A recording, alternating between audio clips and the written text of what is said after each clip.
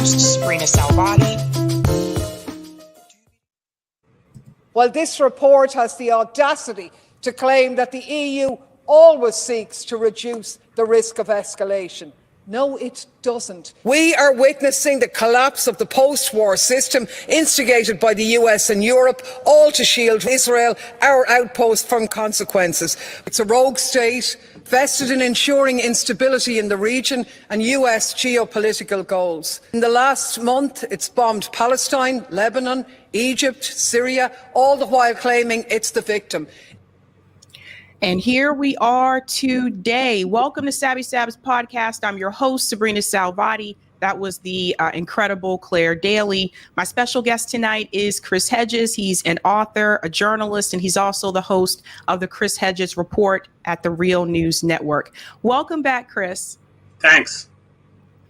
So, Chris, I'm sure you have heard the news, as all of us have. Yesterday, it was pretty alarming that we heard that Iran has attacked Israel. This was, of course, a retaliatory attack after Israel had bombed the Iranian embassy in Damascus. I want to hear from you. I think this is what a lot of us were afraid of. Many of us that were calling for a permanent ceasefire. It wasn't just in reference to Gaza, but also because Israel has been attacking Lebanon, Syria, other countries in the Middle East as well. And we were afraid it was going to escalate to this point. What are your thoughts about the attack from yesterday? Well, so far, I would say both Hezbollah and Iran have shown tremendous restraint in the face of Israeli provocation. This attack was telegraphed way in advance. The drones are very slow moving.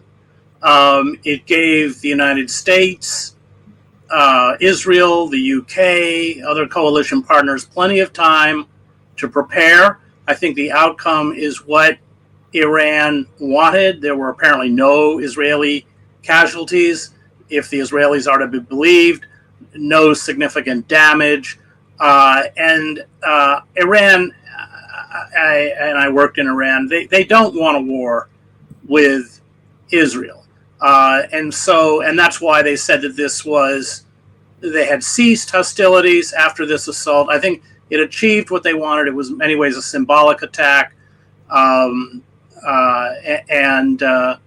how Israel responds, of course, is an unknown. And if Israel responds aggressively, then we could be sucked into the nightmare of a regional conflict. I think that would initially come from Lebanon, not from Iran. Yeah, it's really interesting. So basically, Iran was sending a message to Israel, so to speak. I want to get your take on this moment from Joe Biden. Of course, this is before Joe Biden was elected as president in 2020. He actually had predicted that Donald Trump would lead us closer to a war with Iran. I want you to hear this take here. The world has changed because of what Trump has done. And the American people, including independents and some Republicans, know how bad he is, know how much he's misrepresented, know how he's getting close to getting us in a war. I said, as the walls close in on this man, I'm worried he's going to get us to war in Iran. Unfortunately, I may have been right. But you see where we are now. So it just goes to show you, whether we have Donald Trump or Joe Biden, both presidents and both political parties support the state of Israel. And I want to get your take on that prediction that Joe Biden made that Trump would actually get us closer to a war with Iran. Well, the American intelligence and military establishment has long pushed away Israel, which is Netanyahu has been advocating for a war with Iran going back to the administration of George W. Bush. And they don't want it for many reasons, not least of which is because it would be a fiasco. So that has been a constant. I think that the damage done by the Trump administration was dismantling the nuclear agreement that monitored weapons-grade uranium that was being produced in Iran. We know it is being produced. So that certainly was damaging. Remember, the only country in the Middle East that has nuclear weapons is Israel. And so, I mean, in many ways, this kind of thing is out of the hands of the Biden administration, because if Israel responds aggressively and then there's an aggressive counter response from Iran, I don't think the Biden administration wants a war with Iran.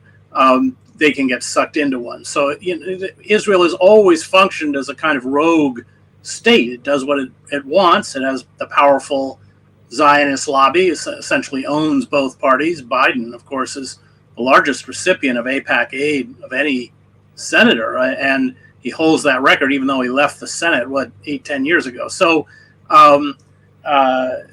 it's really at this point up to the Netanyahu government, and I don't trust the judgment of the Netanyahu government, especially since Netanyahu has long called. We're talking about years and years, long called for conflict with Iran, and of course what it intends to do or wants to do is suck the United States into that conflict, just like it did in Iraq. The Israel lobby, Israel itself, was a powerful engine for the invasion of Iraq, as it was with the attacks on Libya, both of which did not turn out particularly well. That's right. In fact, to that point, Joe Biden made this statement recently.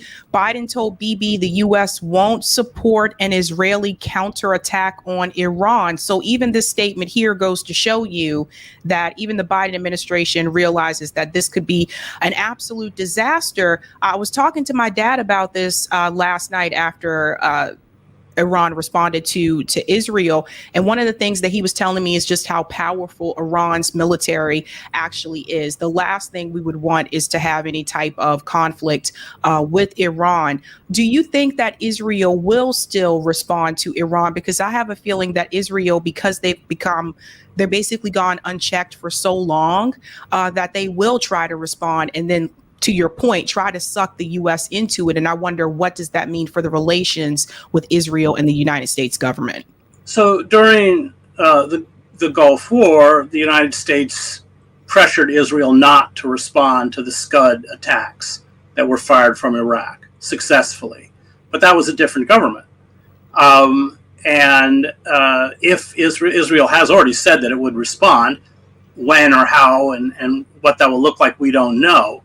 But if it is aggressive, and certainly Iran was provoked with the Israeli airstrike on the consulate in Damascus that killed several top generals, and then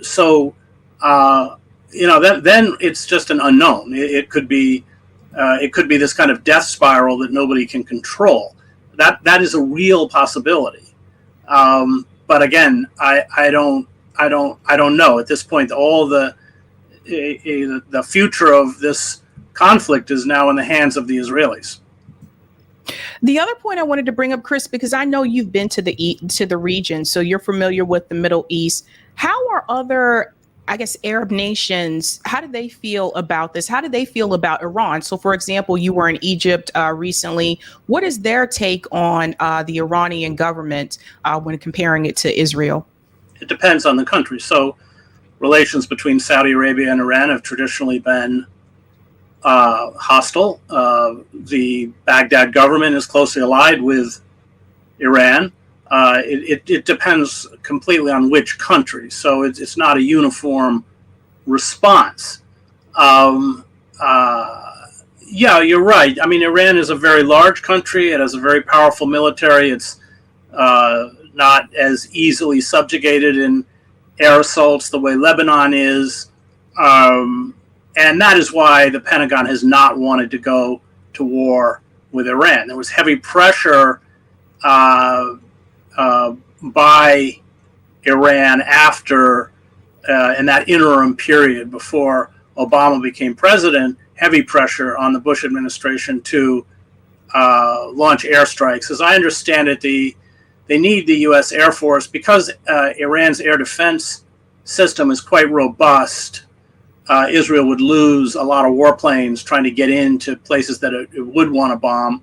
And the deal then was that they wanted the U.S. to use its Air Force and missile system to take out the air defense systems so that then they could carry out a bombing campaign. I suspect that any war, certainly if it does erupt, would be an air war. I don't see Iranian troops. They'd have to go through.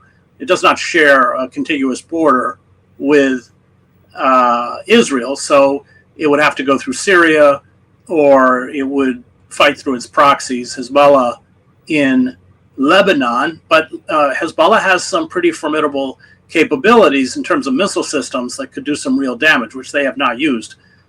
This could go very, very bad very fast.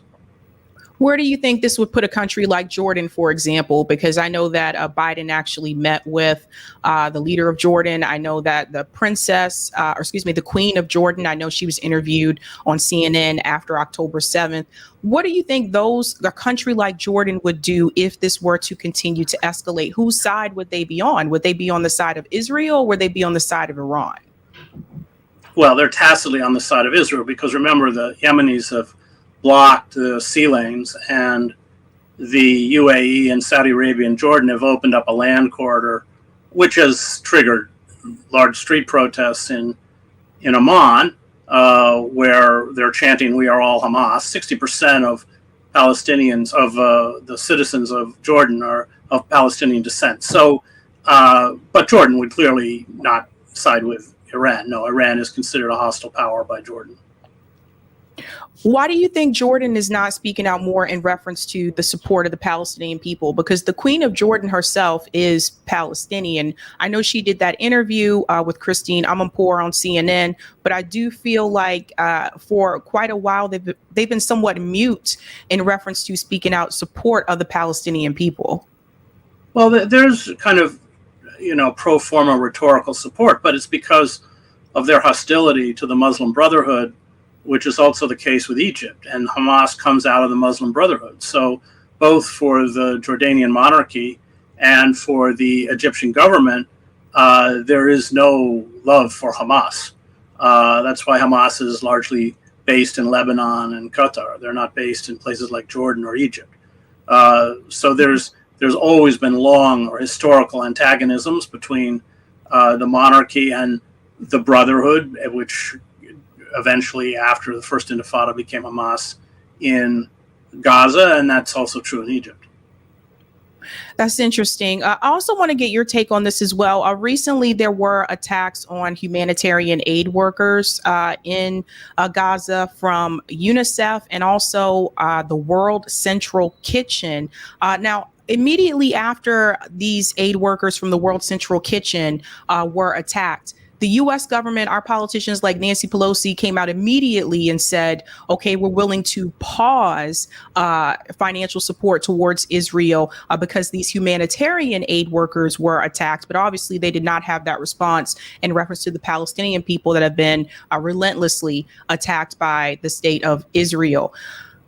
The fact that they attacked humanitarian aid workers and the UN and the UN Security Council have not stepped forward to seriously reprimand Israel or hold them accountable is beyond absurd to me. And I do feel like my biggest fear is that Israel, again, they've been gone unchecked for way too long. And the fact that humanitarian aid workers that were actually in a safe zone can't deliver supplies and food to the Palestinian people that need it because they're going to be attacked by the IDF, it's very concerning. And I wonder, what do you think is going to come from that? Do you think Netanyahu is going to remain in power, or you feel like there's going to be more pressure to get him out of there? Well, he'll remain in power as long as the conflict goes on. He's probably not. He's going to be ousted from power once it ends, which is why he has an interest in prolonging it.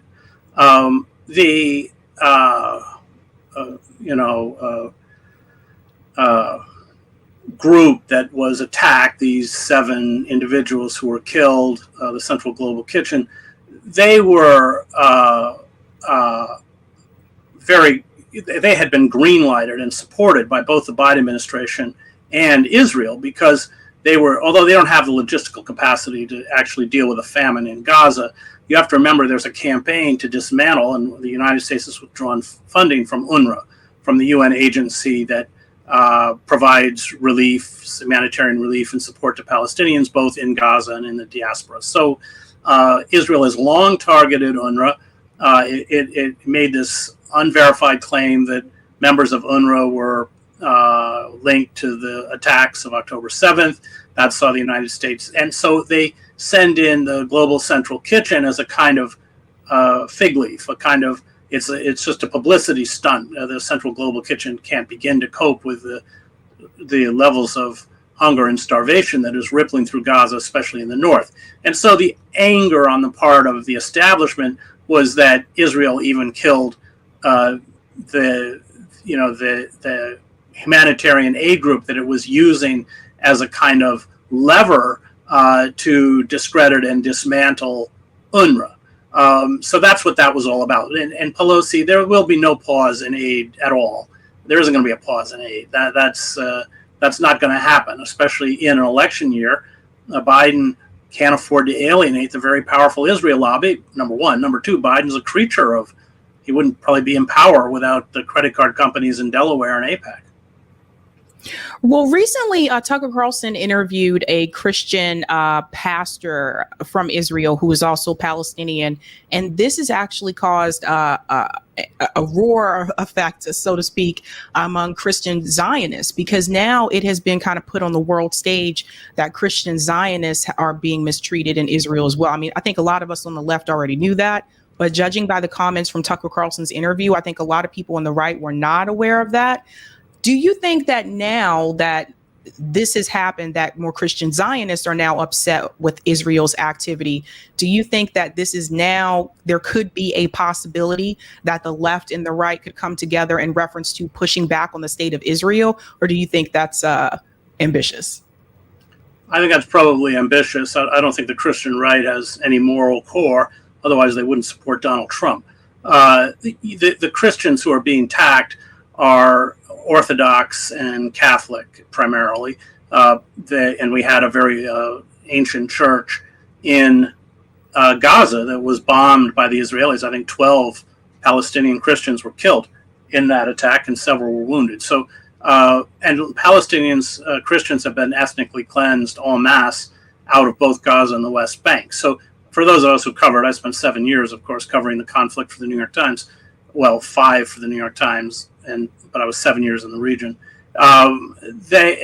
We're all aware, but I think that for the general public, there probably isn't an awareness that I think is about 10 or 12% of Palestinians are Christians. That number may have diminished as many Christians are leaving, but they've always been there. They're very ancient communities, and Tucker Carlson was raising a very valid point. How will the Christian Zionists respond? I don't think they're going to turn on Trump. I think that they understand that if Trump is reelected, he doesn't have any ideology of his own, that void will be filled with, I call them Christian fascists, and wrote a book about them called American Fascists, the Christian Right in the War in America. So I don't see them abandoning Trump, especially as it's clear, and the Heritage Foundation has published a long document essentially laying out a blueprint for a new Trump administration based on quote unquote biblical values. So I don't see them walking away from Trump. And speaking to that point, Marjorie Taylor Greene, she's another one that is very hypocritical here. So she actually tweeted, "Pray for Israel." This was after the attack yesterday. Marjorie Taylor Greene doesn't tell you to pray for Syria, Lebanon, Gaza. But all of a sudden, when it's Israel, and particularly these politicians that take money from the Israeli lobby, all of a sudden when it's Israel, you have to pray for them, but none of the other people in these surrounding countries that are attacked by Israel. And a lot of people were actually calling her out on Twitter, and they were saying, what happened to focusing on America first?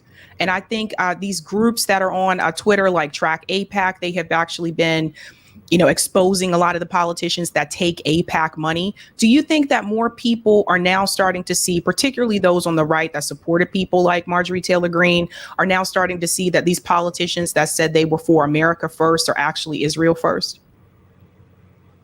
That's a hard question to answer. I don't hang out with a lot of those people. And I haven't been, I have reported, actually a chapter in my book, America, the Farewell Tour, I'm with the 3%ers. I mean, it was kind of, right out of the fascist playbook. It was actually outside of Binghamton, New York, in the woods around a bonfire with a bunch of guys with weapons. So I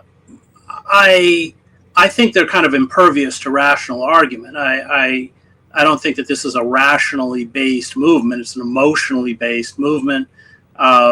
So I think it's kind of impenetrable. I mean, that's what creationism is about. It doesn't make any sense.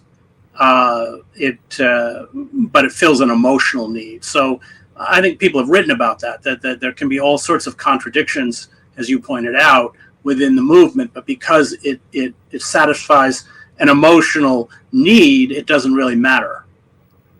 That's a good point. Now, Chris, I know that you were recently in the UK for the Assange hearing. I do want to hear an update about his particular situation. I'm not sure if you were able to revisit London after that hearing, but I think people want to hear where this could possibly go in reference to Julian Assange.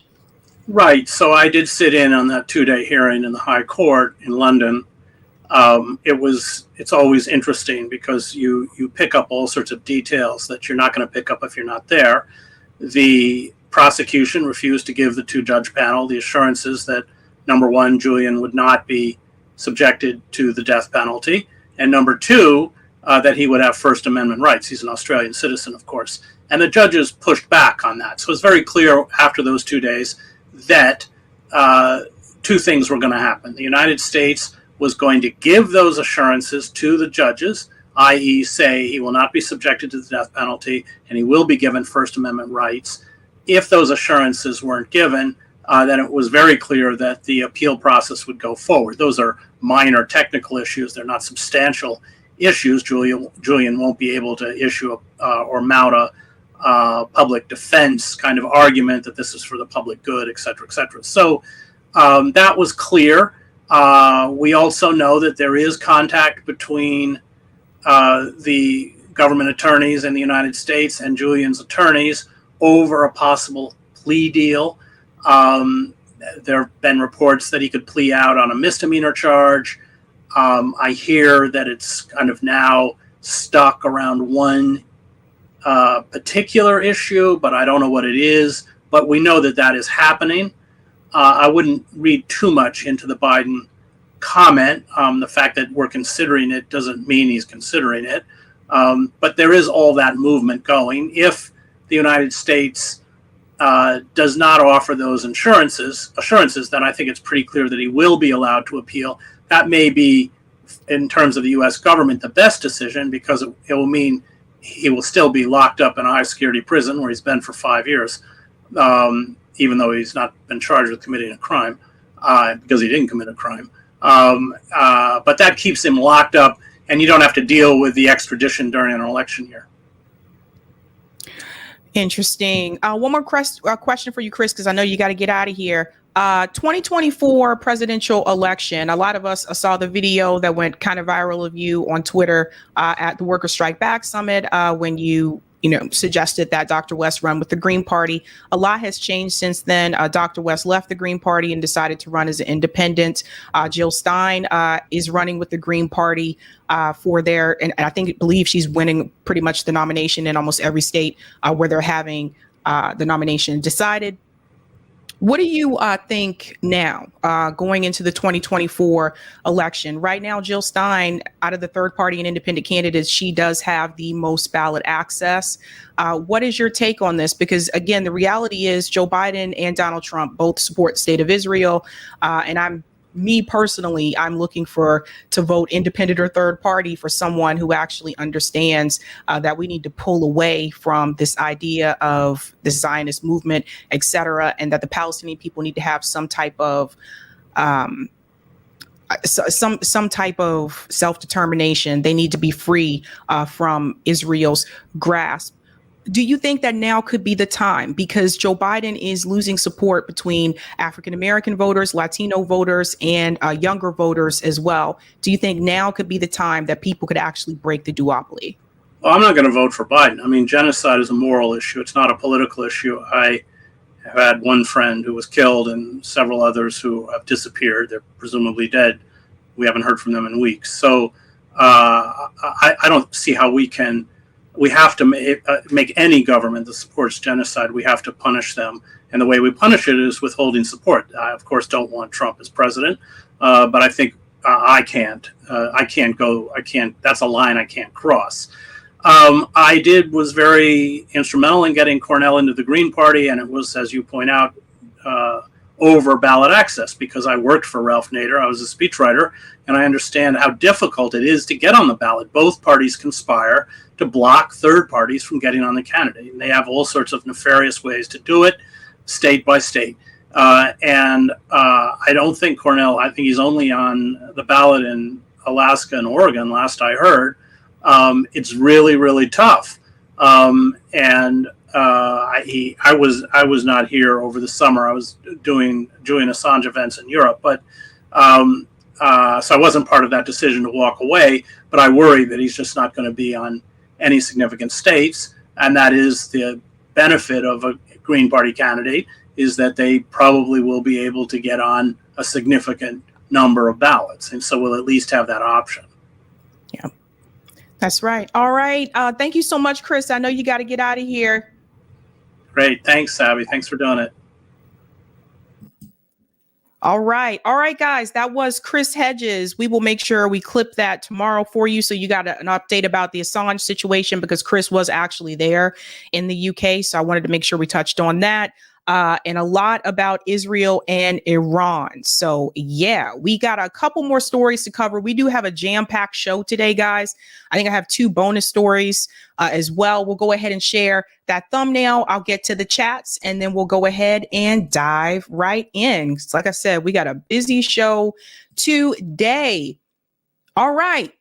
We are discussing what else is going on, folks. Chris Hedges was just here to talk about the Iran attacks on Israel. So deep dive into that. We're also going to discuss this crazy story that was just reported about AOC donating money to the DCCC. We're going to dive into that story. We're also going to discuss Donald Trump increasing support with African-American voters. And I have 2 bonus stories here. Hakeem Jeffries has been confronted. Dun, dun, dun. Yes, Hakeem Jeffries has been confronted, and we definitely want to cover that CBS censorship story. I think that is highly important. So we're going to dive into those. Let's go ahead and give a shout out to people in the chat. Thank you so much for the super sticker, Aberdeen. Thank you. Thank you for the super sticker, Dana. Appreciate you. Thank you for the super chat, Lover of Green. There is a huge disconnect between journalists and the U.S. public. The people on Twitter insist we're still in a health crisis. But in real life, 95% of U.S. has gone back to normal. It's surreal to witness. Interesting. And welcome, Lover of Green. Shout out to Terry, says, thank you, Chris. Shout out to David, says, Chris Hedges keeps it short but sweet. Love it. Thank you guys so much. And we'll shout out patrons at the end. I want to make sure I keep things going because we do have a lot to unpack. So let's dive right in. We'll get that Rumble rant as well. Yeah. All right. Shout out Fona for the Rumble rant. Thank you so much. I love you, my fellow humans. If we do not survive this, then I see you in heaven. Godspeed. Thank you so much for that.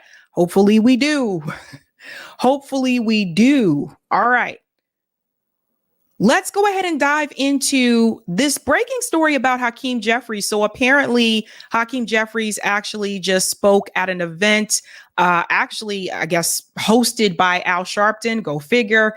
And Hakeem Jeffries, I don't think he was prepared for this, but he was confronted. So I want to go ahead and bring up that clip here. Thank you, Radio Free Amanda, for sharing. Actually, we showed up this morning to tell Hakeem Jeffries exactly what his constituents think about his support for Israel. You guys know, as I've said before, Hakeem Jeffries takes a lot of money from AIPAC. He is one of those ones that do. So he is rightfully so being called out. Let's dive in here.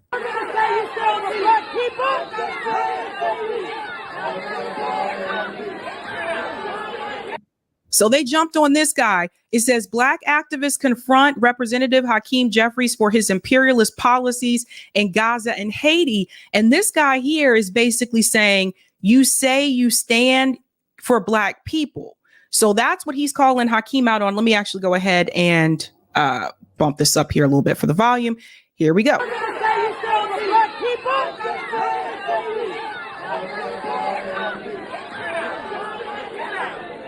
President Biden's leadership, Democrats. You're a war criminal. How do you sleep at night? Down!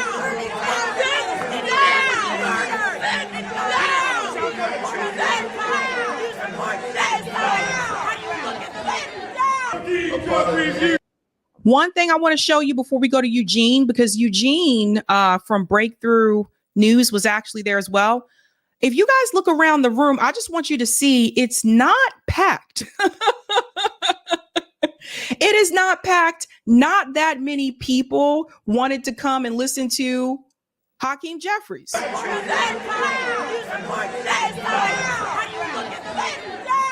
Jeffries, you use the guise of democracy and diplomacy to do the bidding of a racist, white supremacist, imperialist. Take it out!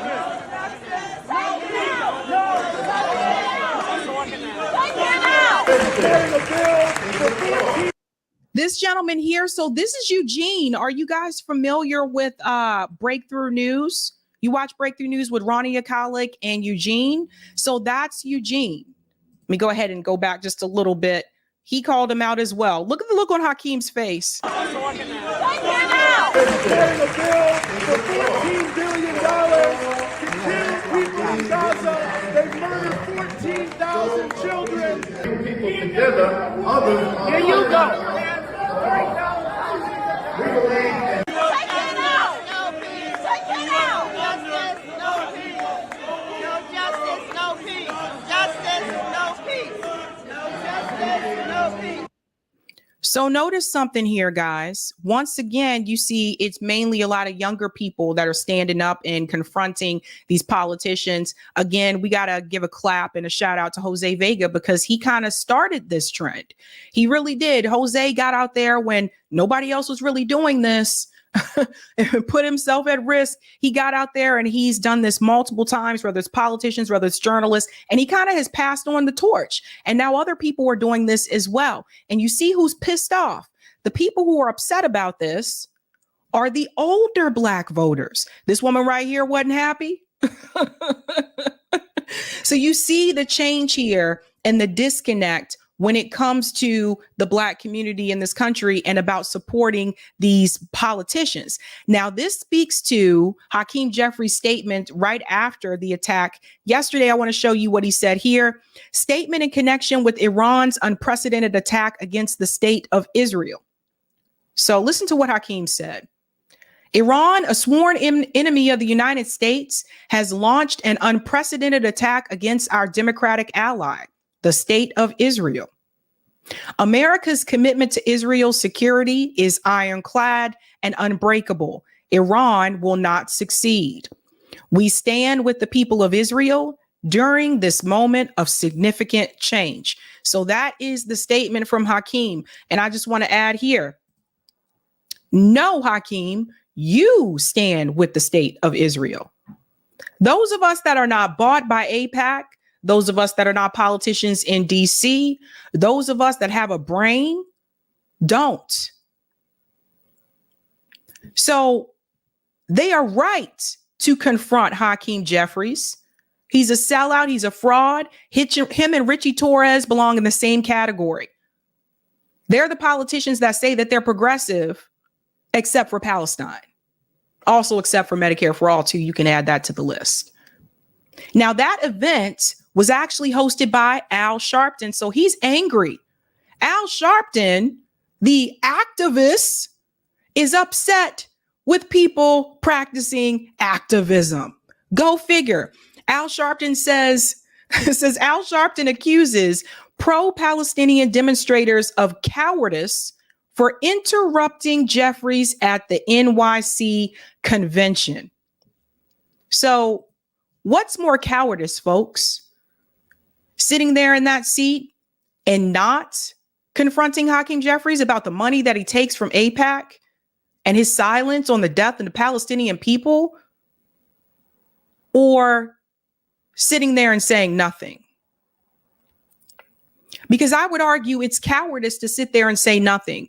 It's cowardice to just nod your head and go along with Hakeem Jeffries because he's a Democrat and he's not a Republican. It's cowardice to accept the bare minimum and not request more. That's cowardice. What Hakeem Jeffries and Al Sharpton are doing isn't brave. And let's keep it real. Al Sharpton, he's one to say, well, you know, I marched with this person and I was there. He was always there. You notice this? I was there with Malcolm. I was there with this person. I was there with that person. But today, you sit at a news desk on MSNBC and you're not there. You're not there. You're not revolutionary, Al. You're not even an activist anymore. You became comfortable. Al figured out he could make money a lot faster and he could make a lot more money if he gave in to the establishment. And it's not just him. It's a lot of other former activists that called themselves revolutionaries that have also followed this path. That's your Angela Davis as well. He's not alone. So he goes on to say here, holding us back. The Reverend Al Sharpton decried a group of demonstrators protesting Israel's offensive in Gaza after they shouted down House Minority Leader Hakeem Jeffries during a Saturday morning speech at the National Action Network convention. We had the governors, 3 governors, all kind of white officials, and none of you paid rent-a-toms disrupted them. Listen to what he said.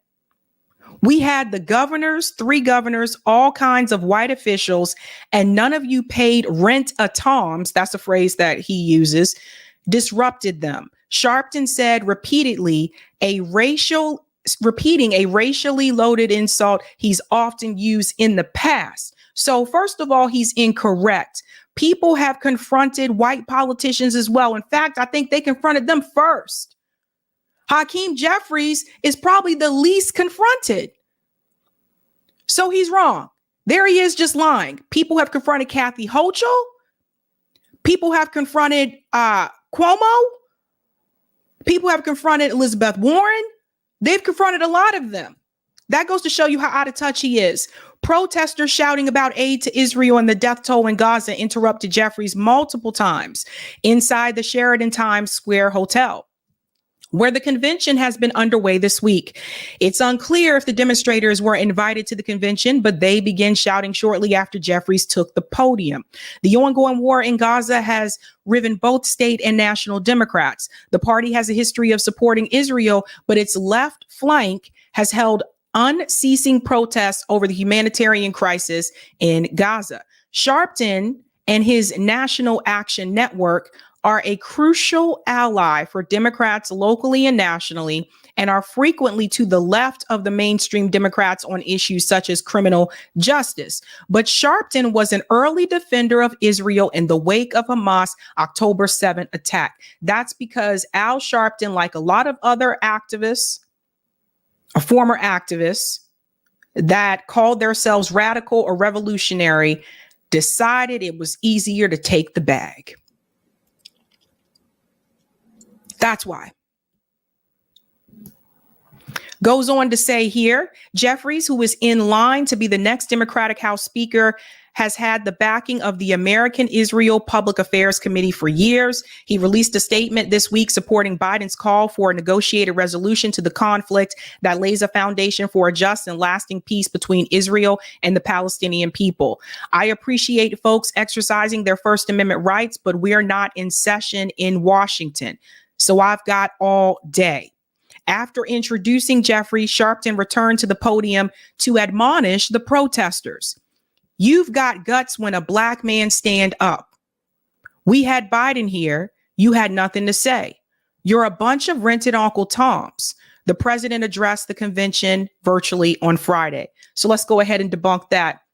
Wasn't Joe Biden confronted when he spoke at the church in Charleston? Wasn't he confronted by Palestinian protesters? Biden has been confronted multiple times at speaking engagements by protesters that support the Palestinian movement. Again, This goes to show you Al Sharpton is out of touch. This is what happens when you only watch mainstream media and you're on mainstream media. This is how you get there.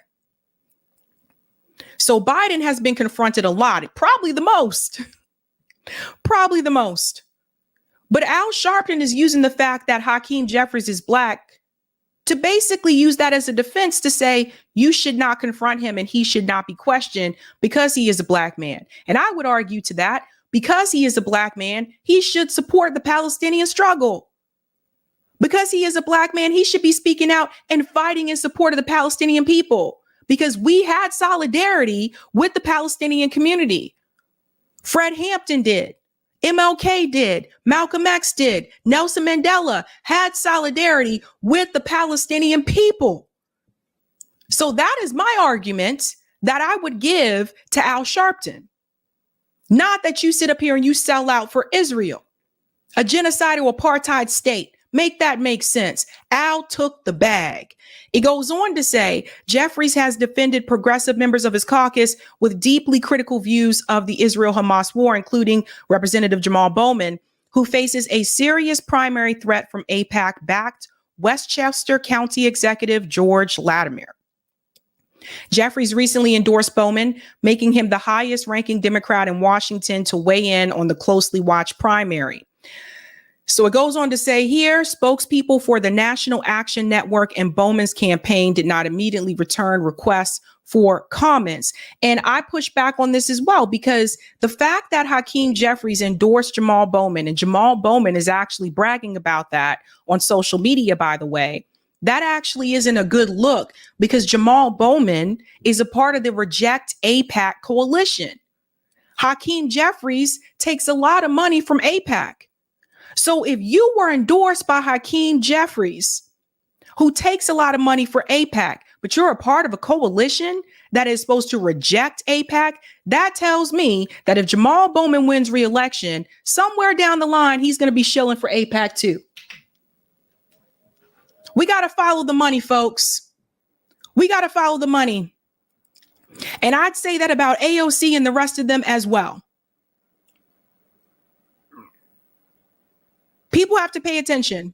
When we get into this story about AOC donating money to the DCCC, which is something that she said she would never do when she was running for office, it goes to show you that people can change when money is put in front of them and they want to be a careerist. So we all have to call these things out. Hakeem Jeffries has every right to be confronted. Money from AIPAC, his position that he has on the BDS movement, and him standing up there pandering to the black community. And I would argue, those of you that live in his district, I would argue the majority of people supporting Hakeem Jeffries are not African Americans in his district. It's probably white liberals. Same with Jim Clyburn. Jim Clyburn, same thing. Most of the people supporting him in that district are white liberals, not black voters. We can't be fooled by this. So I don't feel bad for Hakeem, and Al Sharpton sold out a long time ago. I wonder what MLK would say if he were still alive today, to see that some of the people that he was in community with that said that they were radical, some of the people that said they were revolutionary, etc., some of these people, to see the way that they just sold out when the money was put in front of them. I wonder what they would say. I wonder what Fred Hampton would say, what Malcolm X would say. Let's go ahead and take that comment on Rockfin, Eric. All right. Thank you for the tip on Rockfin, JVB. Thank you so much for the $5. I'll go to the comments here. Thank you so much. Shout out to Joan Witt for becoming a Sabby member on YouTube. Let's give Joan a big whoop whoop. Thank you, Art Bailey. Sharpton drank the Kool-Aid a long time ago. Yes, he did.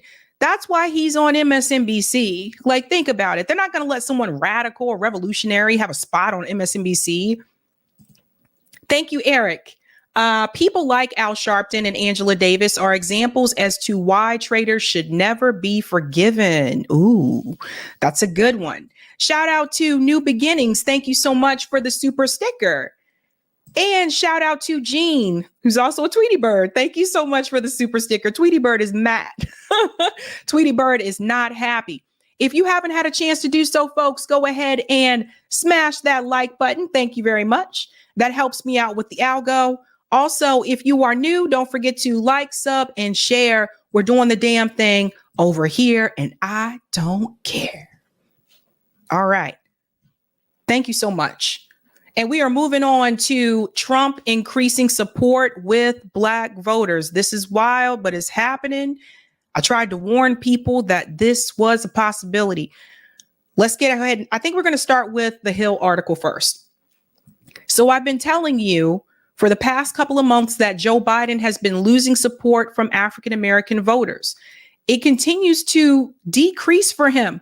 He continues to decrease. I want to show you what the numbers are now. Biden is losing support among Black voters in swing states. Now, this is the Hill reporting this. Let's go ahead and dive in down here. The Wall Street Journal let's start here. Sorry. President Biden's support among Black voters in 7 swing states has dipped when compared to the last election cycle, a recent survey found. Now, why is this important? In order to win the presidential election in 2024, you're going to have to win some of these swing states.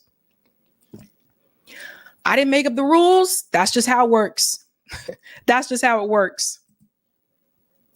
Let's go on. The Wall Street Journal compared the results of its poll released last week to an AP VoteCast poll in 2020 that surveyed a large part of the electorate. The Journal's survey of swing states found that while 57% of Black men plan to support Biden, another 30% said they are likely to vote for President Trump. 30%. I want to say this again. 57% of Black men plan to support Biden. 30% are likely to support former President Donald Trump. This just goes to show you how poorly Joe Biden's presidency performance has been. Because Donald Trump did not have 30% of the African-American male vote in 2016, and he didn't have it when he was running for re-election in 2020. But here we are now. This is in the swing states. So we're talking about the Michigan, the Wisconsin, we're talking about Pennsylvania, Arizona, possibly Georgia. I really don't consider Georgia a swing state, but they're calling it a swing state. I consider Georgia to be red. I said this about Florida for a long time, that Florida was red. But here we are now. The outlet noted that while there was no swing state polling it conducted in 2020, the AP VoteCast poll found that 87% of Black men nationwide backed Biden in 2020, and 12% of Black men nationwide supported Trump in the last election. The Journal's poll also found that 77% of Black women were planning to vote for Biden in 2024, while 11% said they would vote for Trump. In comparison, the newspaper noted 93% of Black women backed Biden in 2020 and 6% backed Trump. Now, this is really huge because Biden was able to win, or one of the reasons he was able to win is because Black women came out to support Joe Biden, particularly in Georgia. That was Stacey Abrams, right? Stacey Abrams organized, coalesced, and got people to come out and support Joe Biden. The fact that Biden went from 93% support from Black women in 2020 to now 77%, that's a problem. In these swing states, that's going to be a problem for Joe Biden. How do you let Donald Trump increase support with Black women? Now, some people say, well, Sabrina, does it really matter if it's Black men or Black women? What's the difference?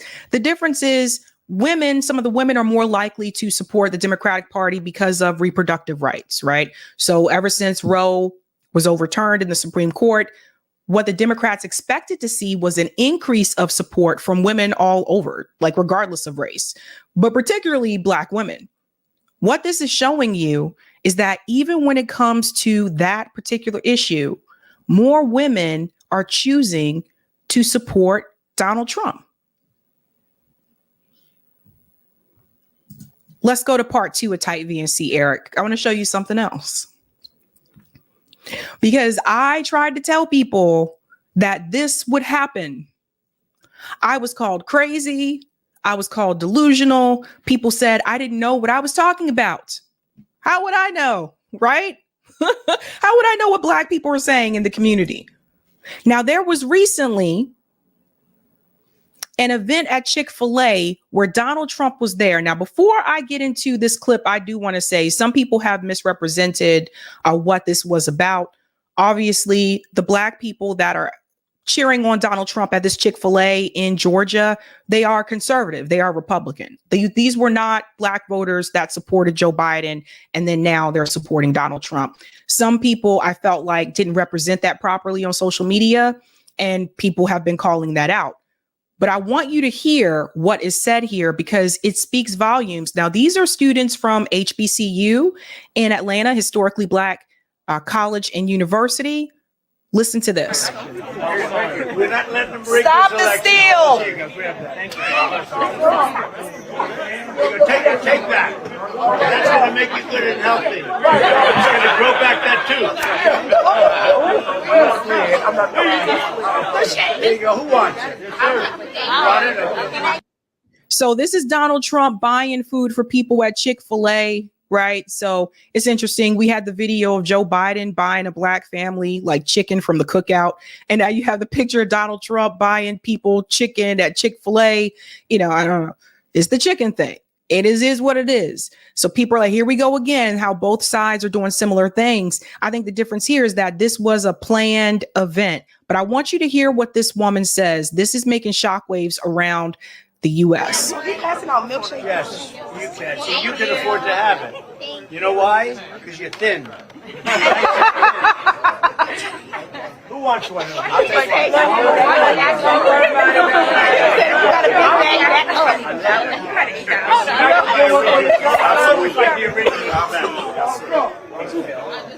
Come on, honey. Take one. Oh, you can. So Brian Jack, does anybody know Brian Jack? Nope. Brian Jack is running District 3. We got to vote for him. He's running for Congress. I do. I put canvassers together. So all these HBCU students that you see here, I brought them here to meet you, Mr. President. Thank you very much. Yes, we've also knocked doors for you in the past for your past re-election bid and when you ran the first time. Yes. Wow. I was interning for the GAGOP at that time as well. Yeah. So let me pause here because this is the part where people have been posting and people are saying that, oh, look, this is a former Biden supporter, Black Biden supporter from HBCU supporting Donald Trump. That's not true. If you heard what she said right there, she said she canvassed for Donald Trump. She's doing it now and she did it last time as well. So I don't know why people did not hear that. But that was said very loud and clear. But the message that this sends, and you'll hear the rest of her statement, it shows you that, number one, this idea that Black people did not support Donald Trump in 2020 or 2016 or even supporting him now is false. It also shows you that even Black people that were college students at HBCUs, some of them still have supported Donald Trump because of his position when it comes to businesses. Now, I don't support Trump or Joe Biden. It is what it is. But I've had this conversation with many people. I've also had some pretty heated discussions with other Black people who gave me that same excuse as to why they want to support Donald Trump. They said he's the businessman and I'm a business person and I want to start a business and that's why I support him. And just on that sole reason alone. So that's why some people do support him. Listen to what she said. Doing a lot for your tax credit reform bill and everything like that. Well, we took care of those colleges. And Sure did. Much better than Biden did. So I was This is Clark Atlanta. This is Spelman. This is Morehouse. This is Morris Brown. And all Isn't that great? So I don't care what the media tells you, Mr. Trump. We support you. We love you. Okay, 4 p.m. We've been 4 p.m. Come here, let me give you a hug. Please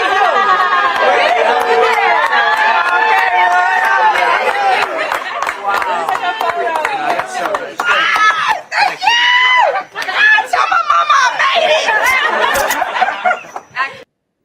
You see this? See, this is what CNN and MSNBC, this is what they don't want you to see. And this is what I've been trying to tell people. Don't assume that just because they're black voters in Atlanta, that they're going to support the Democratic Party. And not only that, but they're young black voters. I've been trying to explain this to people. I've been trying to tell people, I've heard this from numerous people in reference to inflation, just inflation alone. We'll just leave Gaza out of it for a second. Even before Gaza, even before October 7th, black voters had this conversation with me and told me that they were not supporting Joe Biden this time around, and they were considering supporting Donald Trump based on the economy alone. Inflation has increased again. All right, Thank you, sweetheart. That's really nice. No, we did. We took care of the black colleges, universities. They're taken care of now, and she understands it. A lot of people don't understand it. Biden did nothing for them, and I did everything. I did everything. Tell them how y'all been suffering, y'all. How y'all hungry? That's really nice, huh? There's no housing. You know each other. You two know each other. You should. That's my mentee. Yes. I'll tell you, she knows. So one thing that I've noticed about Donald Trump, which I think that Joe Biden has not figured out how to do, is that Donald Trump knows how to read a room. Joe Biden walks into these types of situations and he just looks really uncomfortable and awkward and odd. Like it's you know, we've seen this multiple times. Vicky says, Sabby is right. I see it when organizing, libs don't want to hear it. No, they don't. They don't. What I've been trying to tell people. And I really do believe Joe Biden will not win Georgia this time around. I've made that prediction and I've lived in Georgia. So I want to dive into this a little bit more. It says how a black conservative activist arranged Donald Trump's stop at an Atlanta Chick-fil-A. So you'll see here. And it goes on to say the scenes of Donald Trump being warmly greeted on Wednesday by a black audience at Chick-fil-A in Atlanta electrified conservative political media at a moment when Republicans hope to make inroads with Democrats' most committed voting bloc. Those widely shared moments were days in the making, an alliance between the Trump campaign, local activists, and students at some of the nation's most iconic, historically black colleges. Trump and his allies have argued he can win greater black support due to his messages on the economy and immigration. And let me jump in here for just a second. I interviewed black voters here in Roxbury, in the Roxbury neighborhood of Boston. And I tried to tell people, and people didn't want to hear this. I had to bring them on the show because people didn't believe me. They didn't want to hear it. This is the first time in my adult life where I've actually heard black voters say that immigration is one of their top 3 issues. First time. Economy's always there. So if you talk to black voters in cities like Chicago, Boston, Detroit, New York City, you're probably going to hear the same thing. And when I said this, people said to me like, oh, Sabby, don't demonize the migrants. I'm not demonizing the migrants. Because what I've told people before is that our country's foreign policy decisions have led to what's happening at the border. We've implemented coups in these countries, and then people wonder why they're coming here. Why are so many of them coming here? Because the U.S. government destroyed their countries. Because they've destroyed Venezuela. Because they've destroyed Haiti. They've destroyed those countries. 2, our immigration policy that we have in this country has been broken as long as I've been alive. So it's probably been broken before then.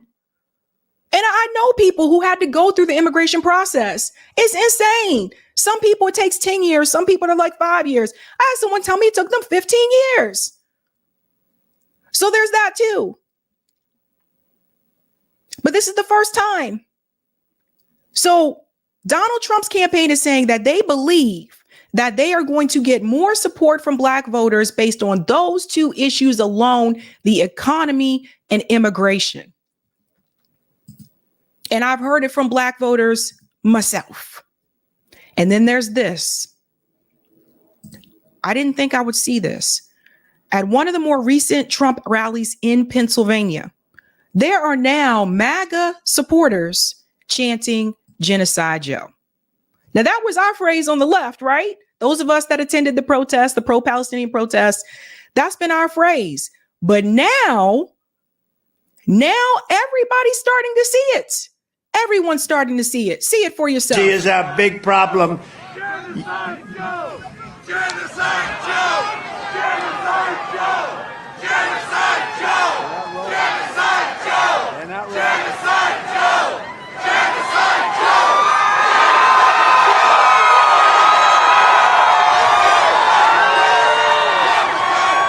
They're not wrong. They're not wrong.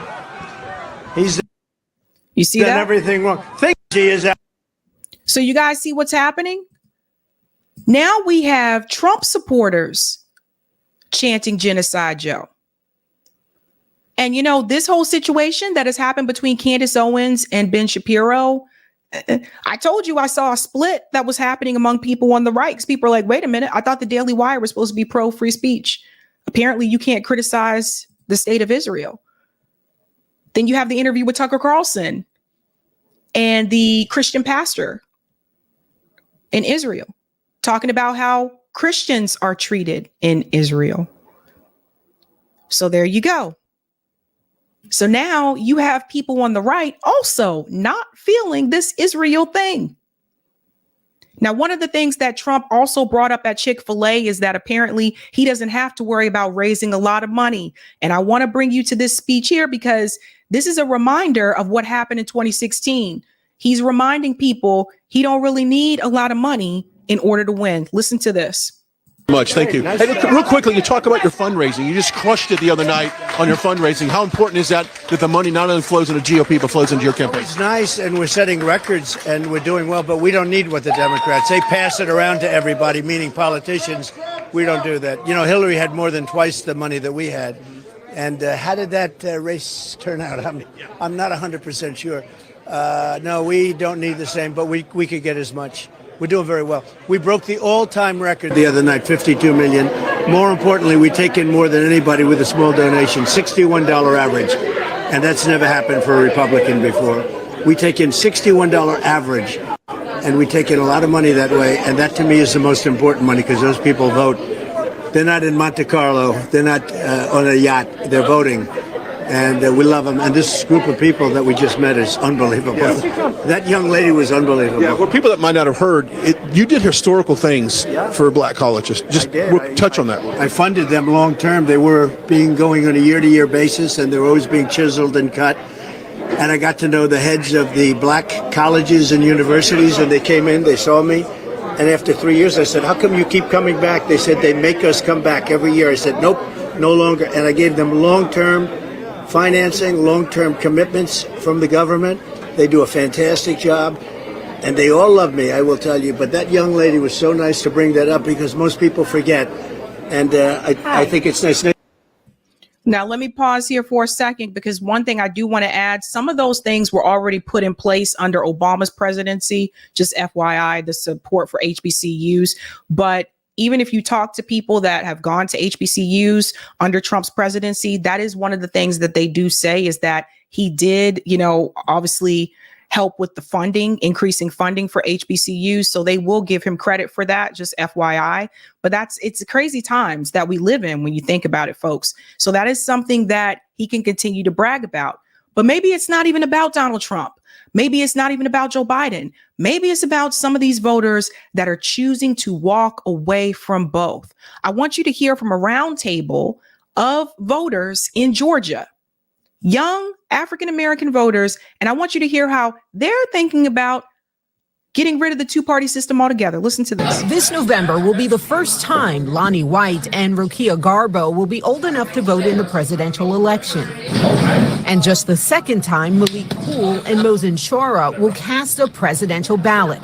None are planning to vote for Joe Biden or Donald Trump. If I were to vote tomorrow, I wouldn't vote period. Ideally, I would like to vote third party. I will vote for an independent candidate. I'm considering either voting for Claudia de la Cruz or Cornel West at this point.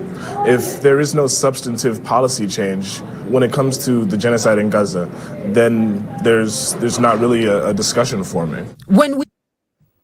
Everybody hear that? So you see what's happening now? I was really shocked that he mentioned Claudia de la Cruz, because out of all the people that are running, Claudia de la Cruz doesn't have as much name recognition as like Cornel West or Jill Stein or, of course, RFK Jr. But that tells you that he's been paying attention. He has been paying attention. Let's go into a little bit more here. He met at this barbecue restaurant in Atlanta. All four told me they were raised and originally registered as Democrats.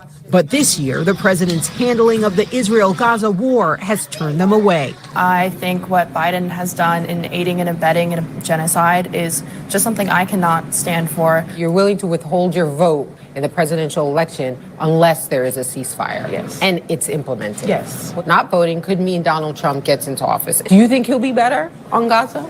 Trump would probably say flatten Gaza and make it into a golf course. I have absolutely no faith in him. Would you not say that also the people who are not voting for one of the two people who are the likely people to really be in this race have a role to play in kind of giving the race to Donald Trump in a state like Georgia where it's going to be like razor thin? Yeah, no, I'll So you see what she's doing? She's trying to do the Trump fear mongering. And this is not 2020. This is 2024. It is not working the same. These young kids are telling you they are very well aware of what's been happening in Gaza, and this is under Biden's administration. The reporter here is basically just like, yeah, I know there's a genocide happening, but you're still going to support the guy who's, enabling the genocide, right? Because otherwise you're going to get Donald Trump. That's how low we have gotten in this country. That's how low we have gotten. They don't understand. I worked with this generation. So I worked in higher ed for years, and I'm here to tell you, they are very smart. They are very quick-witted. They're less likely to watch mainstream media. They are more willing to look up and research things on their own. So these kids, they're hip to knowing what's going on. They've been paying attention. And I don't think Trump derangement syndrome is going to work. do you one better, actually. I think that just means that's why the Democrats should listen. Exactly. Radical and more tapped in than their peers is how the group describes themselves. Rokia even helping to organize this demonstration in Atlanta last October, calling for peace and aid for the Palestinian people. While they don't speak for the majority of black voters, their dissent poses a real concern for Democrats in battleground states like Georgia, where Biden won by fewer than 12,000 votes. Black voters under age 30 made up only about 6% of voters in Georgia in 2020. That group voted for Joe Biden by more than 50 points. We are holding their election in the palm of our hands, and they're not listening. We're tired of just hearing him say these things, these empty promises. We have no trust in Joe Biden. The Republican Party isn't earning their vote either. Both sides are just equal, all in all. Nothing is being done for us. If enough people vote third party, we can win. That's my thoughts. President Biden's campaign has touted his success on key issues affecting young voters, including student loan forgiveness, lowering unemployment, and tackling inflation. Still, though, I don't feel it. People may be employed, but can they survive off of it? The federal minimum wage has stayed the same since 2009. I was 5 in 2009. Yep. I'm 20 years old now. Right? I work at Goodwill now for $12 an hour. and cost of living keeps increasing, especially here. What could President Biden do to change your mind as far as how you'll vote in November? Call for. Have you not been paying attention to anything that they said from the beginning of the conversation when they're talking about the genocide that's happening in Palestine? But she's asking them, what could he do? They mentioned inflation. They said Biden tackling inflation. There were reports released a couple of days ago that said inflation is increasing again. There's that. There's the high prices at the grocery store. I've seen them, so I know you guys have seen them as well. I see it every week when I go in there to get a little bit of items that I need. We all have seen it. So they need to stop trying to make that a bragging point to get people to vote for Joe Biden. We're not asleep. We are very much awake. Permanent ceasefire and actually implement it. I would like us to stop giving aid to Israel. If he doesn't get elected, that is his fault. That's not our fault. That's not the black voters here. That's not X, Y, and Z. No, it's on him. It is on him. And I love these kids so much for saying that. I call them kids because, they're younger than me, but it is what it is. But that being said, there was also this discussion on MSNBC about Black women. And I think you need to hear this as well, because I think Joe Biden just assumes that he has Black women's vote like in the bag. Like he thinks that he just has our vote because he got it. So he did so well with Black women voters in 2020. That is not the case this time around. We're frustrated. Everybody who is working class is frustrated. If you're not a part of the top 1%, if you're not billionaire, if you're not millionaire, I'm sure you are frustrated because we're seeing how we're being impacted by the economy. Now, listen to this. Again, Black women open to third-party candidates. Did you tell of third-party candidates? Was anybody particularly interesting in communities of color? I think across America, but particularly in the Black community and with Black men, there is a thirst for another option. I think that people are very much so interested in this other option, or if there could be another option, even if it is not viable to win, to at least send a message, hey, you need to court me. You need to pay attention to me. One of the things that has been a huge mistake in this entire dialogue is this notion of trying to shame or scare Black men by the saying of, well, you're going to go support Donald Trump. You're handing the election to Trump. Right. Here's the reality. Whether we like it, whether we agree with it, acting as though this conversation isn't taking place, being mad about it or being in denial about it without addressing the reasons why is going to lead to failure. So we have to come to grips with whether we like it or not, whether we think it's factually based or founded in reality is not the issue. The issue is that this sentiment is very real among the people who you need to turn out, and you've got to figure out a way to address it. That is 100% on point because you don't owe anyone your vote. And for the Democratic Party, they have really just kind of taken the Black vote for granted. They just know that we're going to support them because the Republican Party doesn't have our best interests at hand when it comes to some of these social issues. But it's even gotten to the point now where people are willing to overlook that and say, no, the Democratic Party really doesn't have our best interests in mind either, because they're not doing anything for us. When we ask for concessions, they tell us that we're being too radical. We're too far left. I'm sorry. I didn't realize that asking the federal government to increase the minimum wage, considering it's been the same for so many years, no one in this country can live off $7.50 an hour. But here we are. That's considered radical? No one in this country should have to have multiple jobs. No one. And if you're watching and you do, you need to know that's not your fault. No one in this country should have to have multiple jobs. No one in this country that works 40 hours a week should not be able to take care of their self or their family.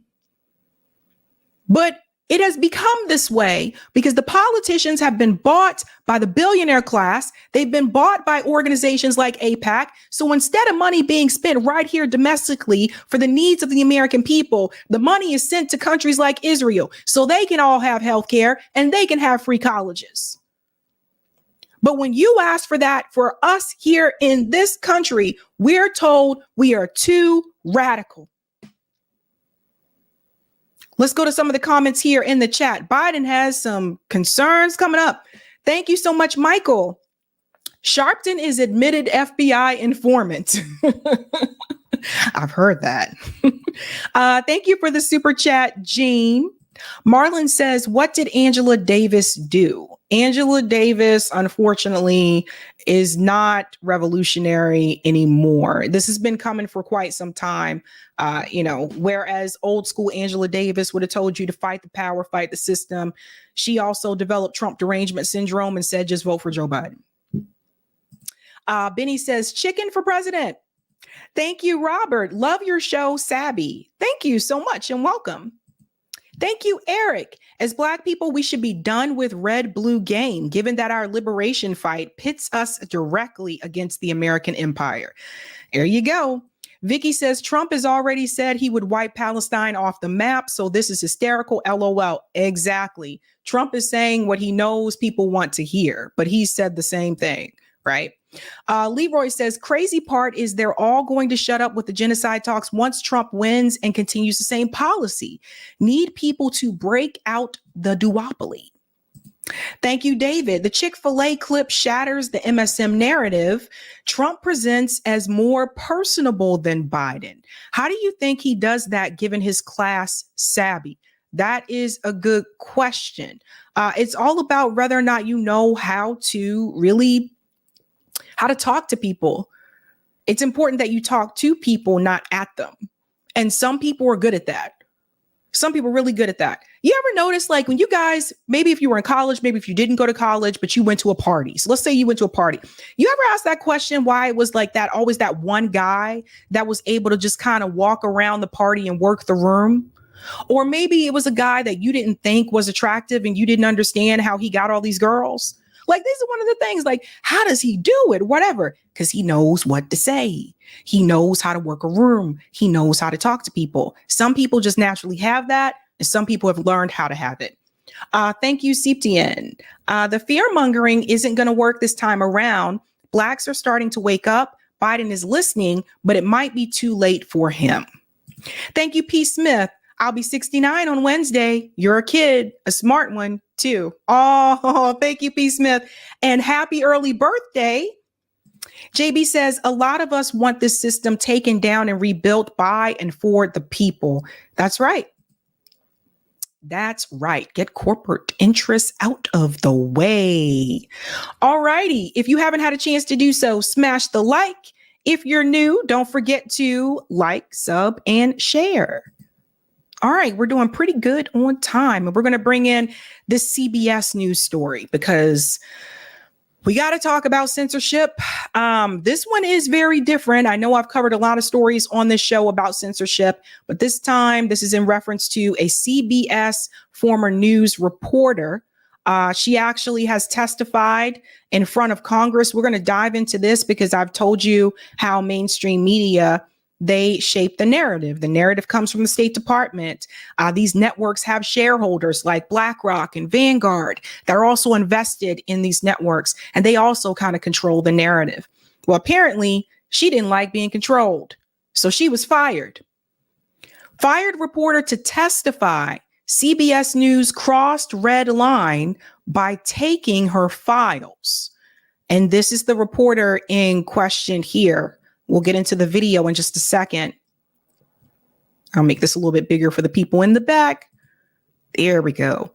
A longtime journalist laid off by CBS News this year will speak out about her firing for the first time on Thursday at a hearing in Congress and plans to criticize the network for taking files containing confidential source information.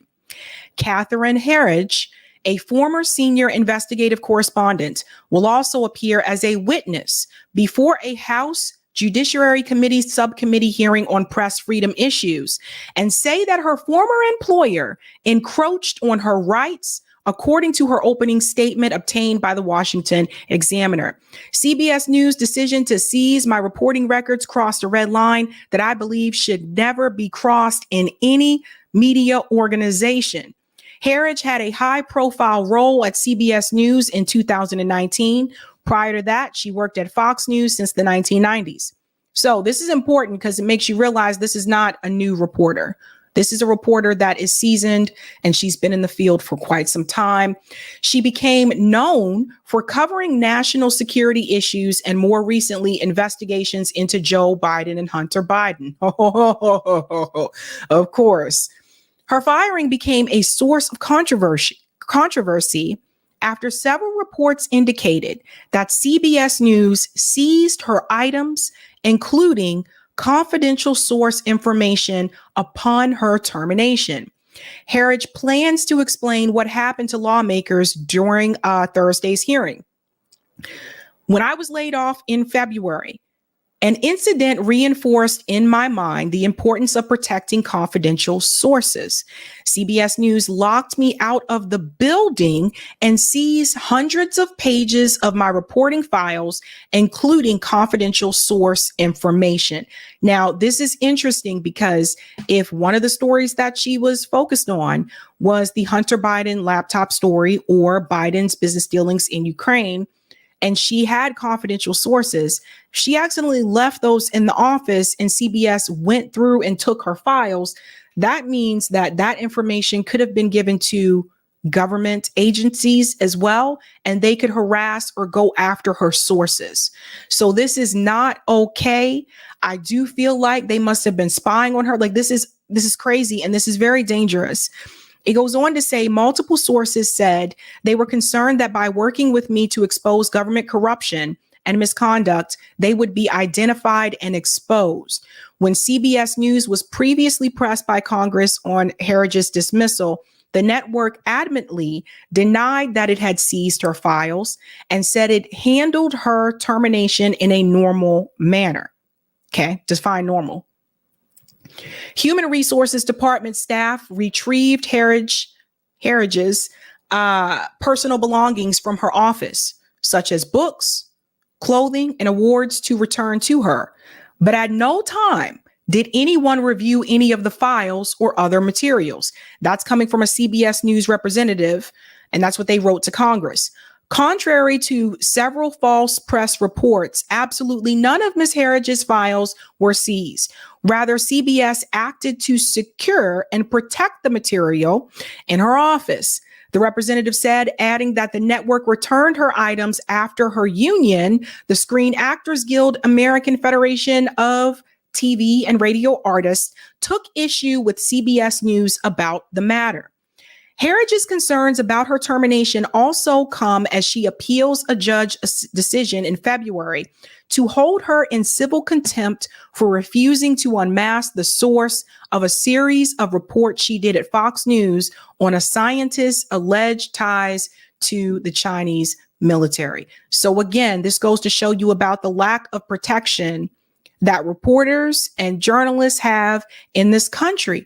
Like, yes, a source is something that is supposed to be confidential unless that source volunteers to come forward and say, no, I want to come forward out in the open.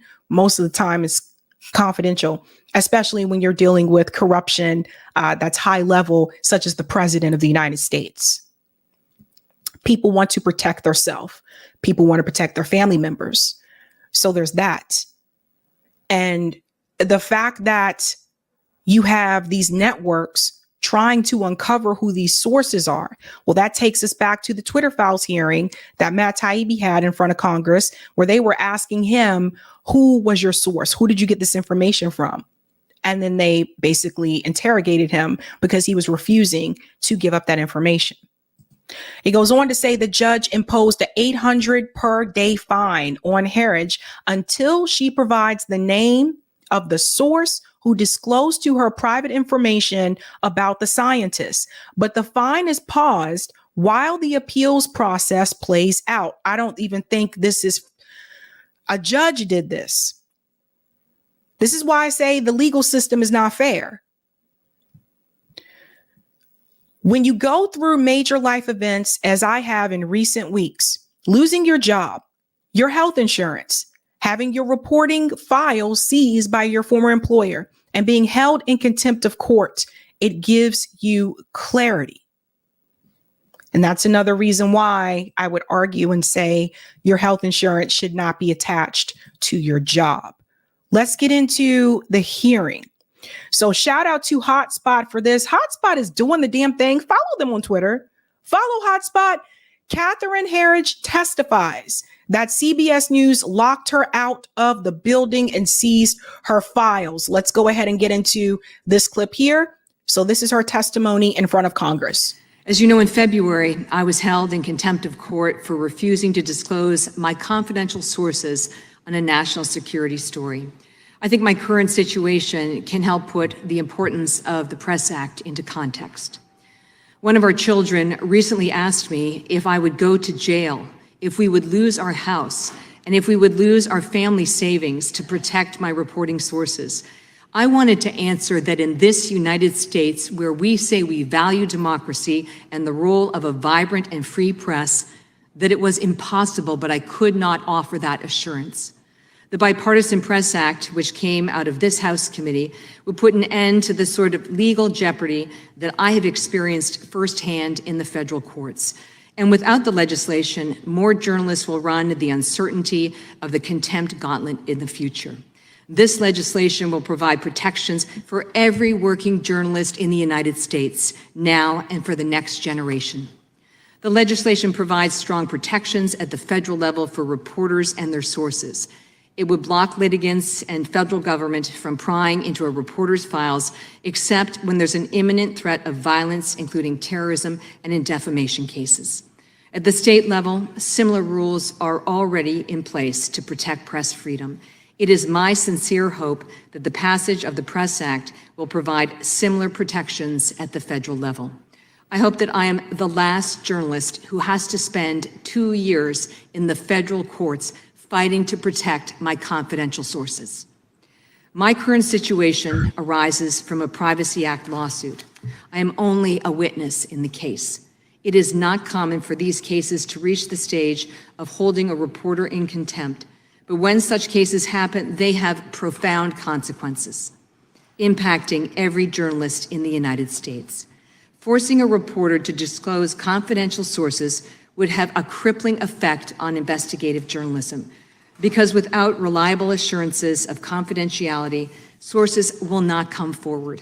The First Amendment provides protections for the press because an informed electorate is at the foundation of our democracy. Let me just pause here for just a second about something that she said. Without that protection of confidentiality, that sources would not come forward. I think that's what they're trying to stop. I think they're trying to intimidate, and they're trying to basically force sources from coming forward about corruption. They're trying to stop people from coming forward to reporters, to journalists about corruption of high officials, be it Jeffrey Epstein, be it the Hunter Biden laptop story. You know, think about what happened with Glenn Greenwald. Why did Glenn Greenwald leave The Intercept? Because they wouldn't allow him to publish the Hunter Biden laptop story. So think about this, guys. I think that's what they want to stop. They want people to feel intimidated so that they don't come forward. Think about the Boeing whistleblower that we talked about a couple of weeks ago. This guy's gone, right? So this guy has been like cooperating for years, and then all of a sudden now they got rid of him. So that's what they want to prevent. They want you to be intimidated. They want you to be afraid because they don't want you to come forward about this information. If confidential forces are not protected, I fear investigative journalism is dead. Each day, I feel the weight of that responsibility. As you know, I was held in contempt of court for upholding the basic journalistic principle of maintaining the pledge of confidentiality to my sources. I have complete respect for the federal court and the judicial process, and I'm not here to litigate the case.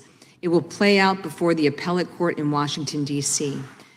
But the fact that I have been fighting in the courts for 2 years and that I am now facing potentially crippling fines of $800 a day to protect my reporting sources underscores the vital importance of the Press Act. When you go through major life events, as I have in recent weeks, losing your job, losing your company health insurance, having your reporting files seized by your former employer, and being held in contempt of court gives you clarity. The First Amendment, the protection of confidential sources, and a free press are my guiding principles. They are my North Star. When I was laid off in February, an incident reinforced in my mind the importance of protecting confidential sources. CBS News locked me out of the building and seized hundreds of pages of my reporting files, including confidential source information. Multiple sources said they were concerned that by working with me to expose government corruption and misconduct, they would be identified and exposed. I pushed back, and with the public support of my union, SAG-AFTRA, the records were returned. CBS News' decision to seize my reporting records crossed a red line that I believe should never be crossed again by any media organization in the future. Let's pause here for a second because, of course, we cannot forget about this. DD London says, how would stories such as Watergate get seen in today's world if reporting sources are undermined? Julian Assange is the real hero here. Yeah, so here's the thing, and we've been trying to warn people about this, since Julian Assange, that they were going to come for everyone. It wasn't just going to be about Julian Assange. After Julian Assange, there was Daniel Hale. There have been several political prisoners. When we're talking about freedom of press here, that is a serious issue, whether you are a part of press or not. They're trying to control the source of information, and they're trying to control all of the information and present only the narrative that they want you to see. This is why they wanted to have some type of restriction on TikTok. It's not just because they're getting this information on TikTok because of the Israel history, and they're getting misinformation about Israel and the Palestinian people on TikTok, and TikTok's dangerous because China is controlling it. So we got to do something about that and get rid of it. It goes further than that. That was actually the TikTok going for the TikTok bill. That pressure was initiated by the ADL, the Anti-Defamation League. Right? So you have powerful organizations, you have powerful people, you have shareholders, you have companies like BlackRock, Vanguard, State Street Group, etc., that really do want to control the type of information that you get, and they really want to control the narrative. So it started with, this is why when people said they were tired of hearing about Julian Assange, and they're like, I don't want to know about this. Now you're starting to see the effects of that. This is why it was so important that Julian Assange should be freed, because they basically are trying to make an example out of him. Now, she isn't facing imprisonment like Julian Assange is, but you see how they're coming after everybody now. Litigation and being held in contempt have taken a toll on me and my career. This is not a battle you can fight alone. I am grateful for the support of fellow journalists and multiple First Amendment organizations, including the Reporters Committee for Press Freedom, the Freedom of the Press Foundation, the Coalition for Women in Journalism, the Knight First Amendment Institute, the Society of Professional Journalists, as well as the Columbia Journalism School, of which I am a graduate. I have also been fortunate to have the support from my former employer as I continue to fight this case. Not many journalists could count on a former employer, in this case Fox News, to support a costly and vigorous defense of the First Amendment. That is why the Press Act comes at the right time, when independent journalism and news platforms are expanding opportunities for reporting diverse voices that strengthen our democracy. I know I join many journalists who are encouraged by the recent comments of the Senate Majority Leader Chuck Schumer, who said he hopes to have the legislation through the Senate and on the president's desk this year. I deeply appreciate the committee's commitment to this legislation and holding this public hearing. Thank you. Thank you, Ms. Herridge. Ms. I think the unfortunate part is that she actually trusts that Congress is going to do the right thing. I don't. I think that's the difference between me and her. And now it's not just about her as well. We're going to bring in this clip here. Journalist Cheryl Atkinson says her experience at CBS had the U.S. government intervening in news coverage every day. Pressured by Congress, the White House, and intel agencies on what the outlet should or should not cover. I told you they were controlling the narrative. Ms. Atkinson, what's your experience? Well, I think it's interesting to hear people say, and I agree with this, that the government should not be intervening in news coverage. But in my experience at CBS, that happens every day. Members of committees, heads of committees, members of Congress, and the White House call the Bureau in Washington, D.C., contacts that they have, editors and managers up in New York to try to shape our coverage. Well, that I don't find. I told you. See, he's got to interrupt her there because, oh, no, we can't let that get out. I told you that's what the government has been doing. And not just, members of the White House or of Congress, also the FBI, the CIA, they're all in on it. They're all in it. So they are the ones, they're telling these networks what they can and cannot do. It was revealed a couple of months ago by The Intercept that CNN actually had to get approval from the state of Israel on any news story that was covered in relation to the Israel-Gaza conflict. They had to get approval from them before they could move forward with that story. What does that tell you? Let's go back before this guy chimes in because he's not happy. To try to shape our coverage. Well, that I don't find particularly objectionable as long as there is no force or threat of force behind that. Do you find that to be the case? Or I don't know what was said. There... I just know they called. There's no physical force threatened, but there certainly is a great deal of pressure, weighing on the networks in terms of their coverage. Well, what about government acts directly? Have you encountered such intimidation yourself directly from the government, or is that all kind of channeled through your employers? Well, I felt a great deal of pressure channeled through my employers. I was told that certain stories weren't going to air because we were getting phone calls, and even though there was nothing wrong with the stories, let's just let it rest for a day. Let's pick it up another time.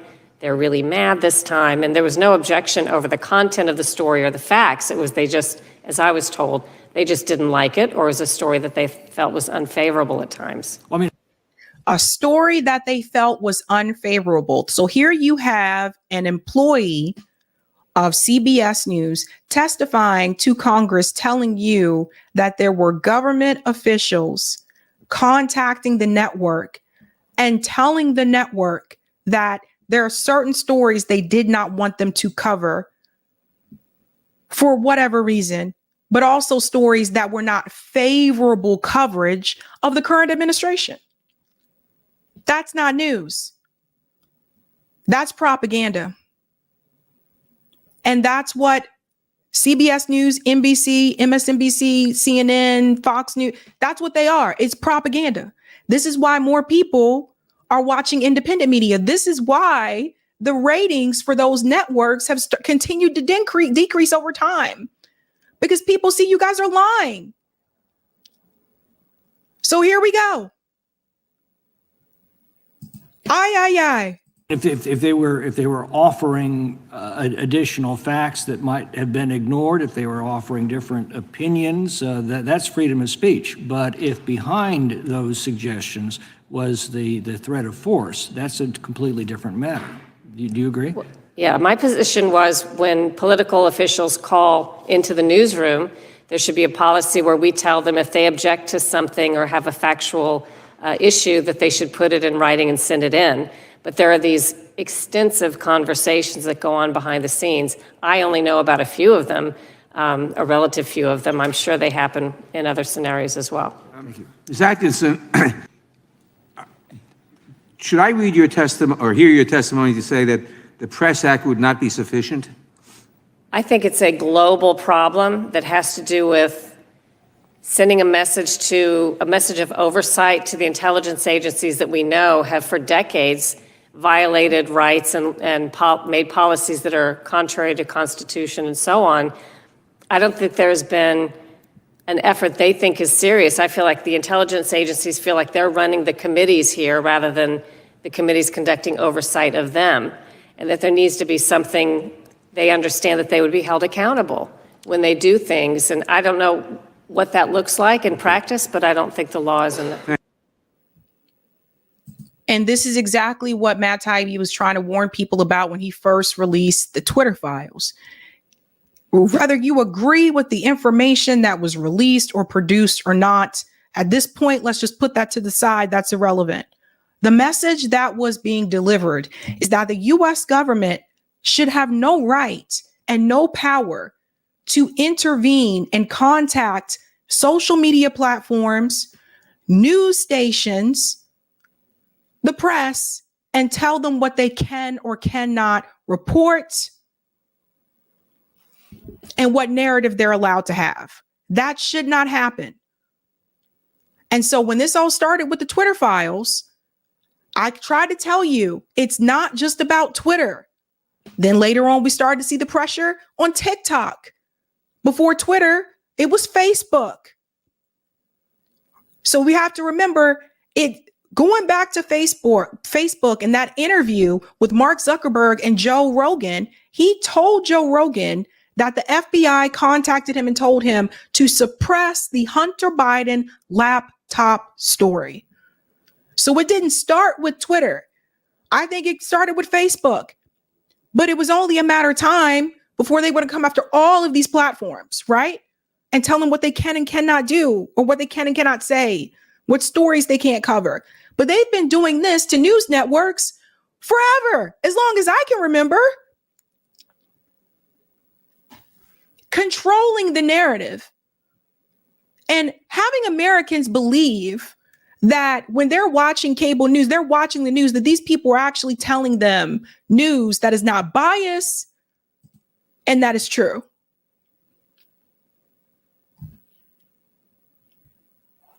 This is why I was so, I guess, furious when talking about the Twitter files and people would say, who cares? It's just Twitter. I'm not on Twitter. That's besides the point.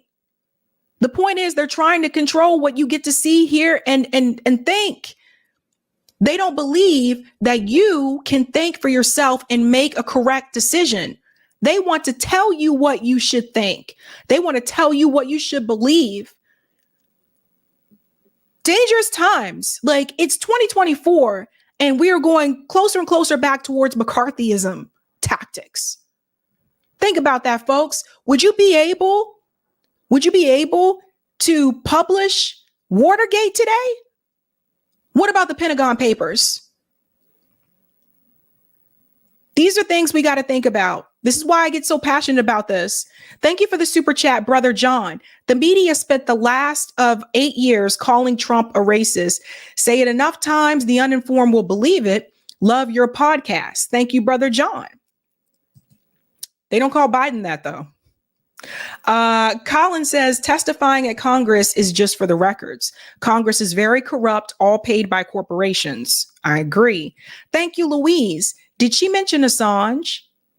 Yes, protect sources, and I support her, but at least she isn't in Belmarsh. That is a good point, Louise.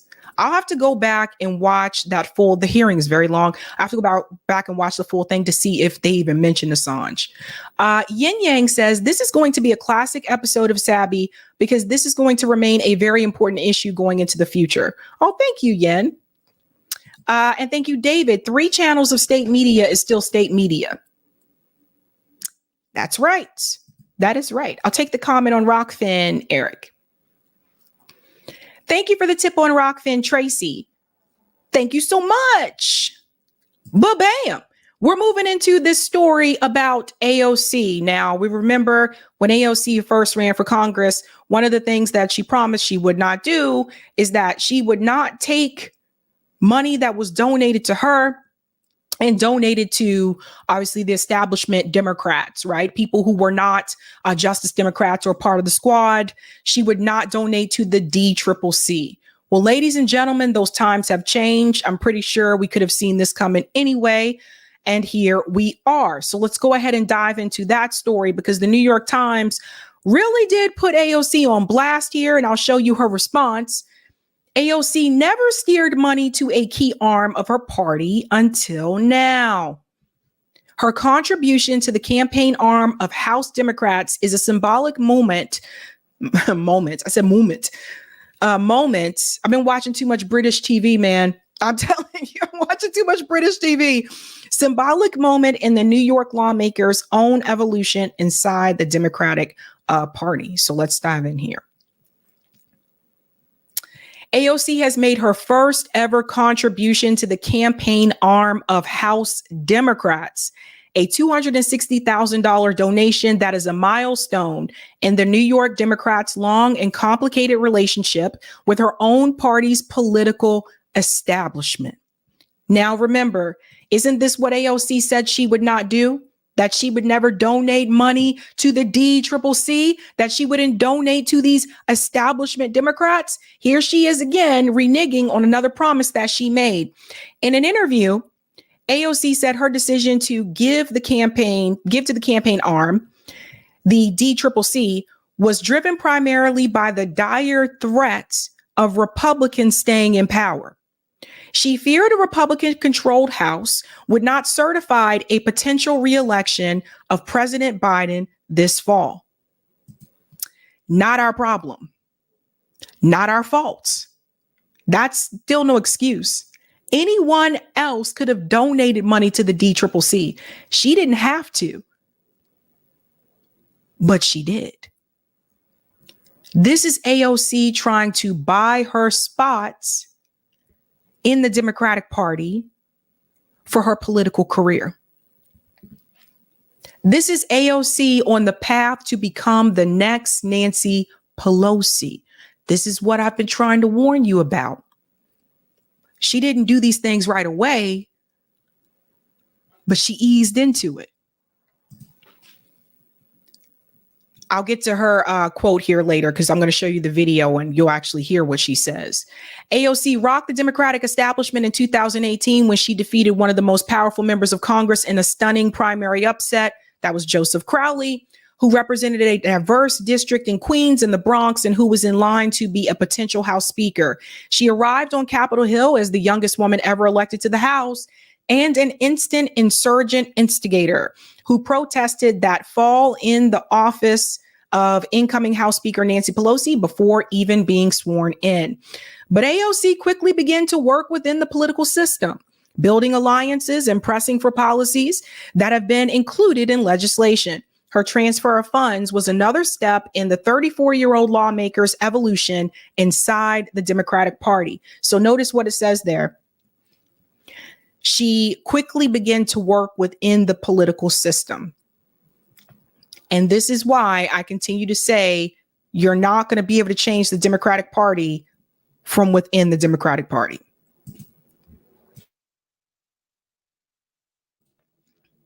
Let's go on here. AOC said the cash transfer represented her assessment that House Democratic leadership had changed sufficiently to now merit her money. How have they changed sufficiently? So you see this? If we take a look at it, we have the entirety of House leadership has now changed. Citing the exit of Pelosi, Steny Hoyer, James Clyburn from the top of the House Democratic hierarchy. Yes, but now you have Hakeem Jeffries, who's the minority leader, who takes thousands and thousands of dollars from AIPAC, who doesn't support Medicare for all.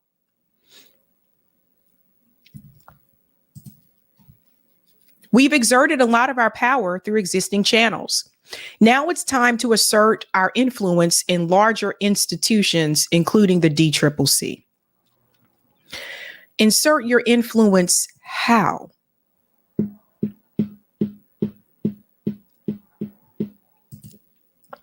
Almost immediately after her election, AOC became the face of a small cohort of progressives known as the Squad that tried to pull the party to the left politically and on policy.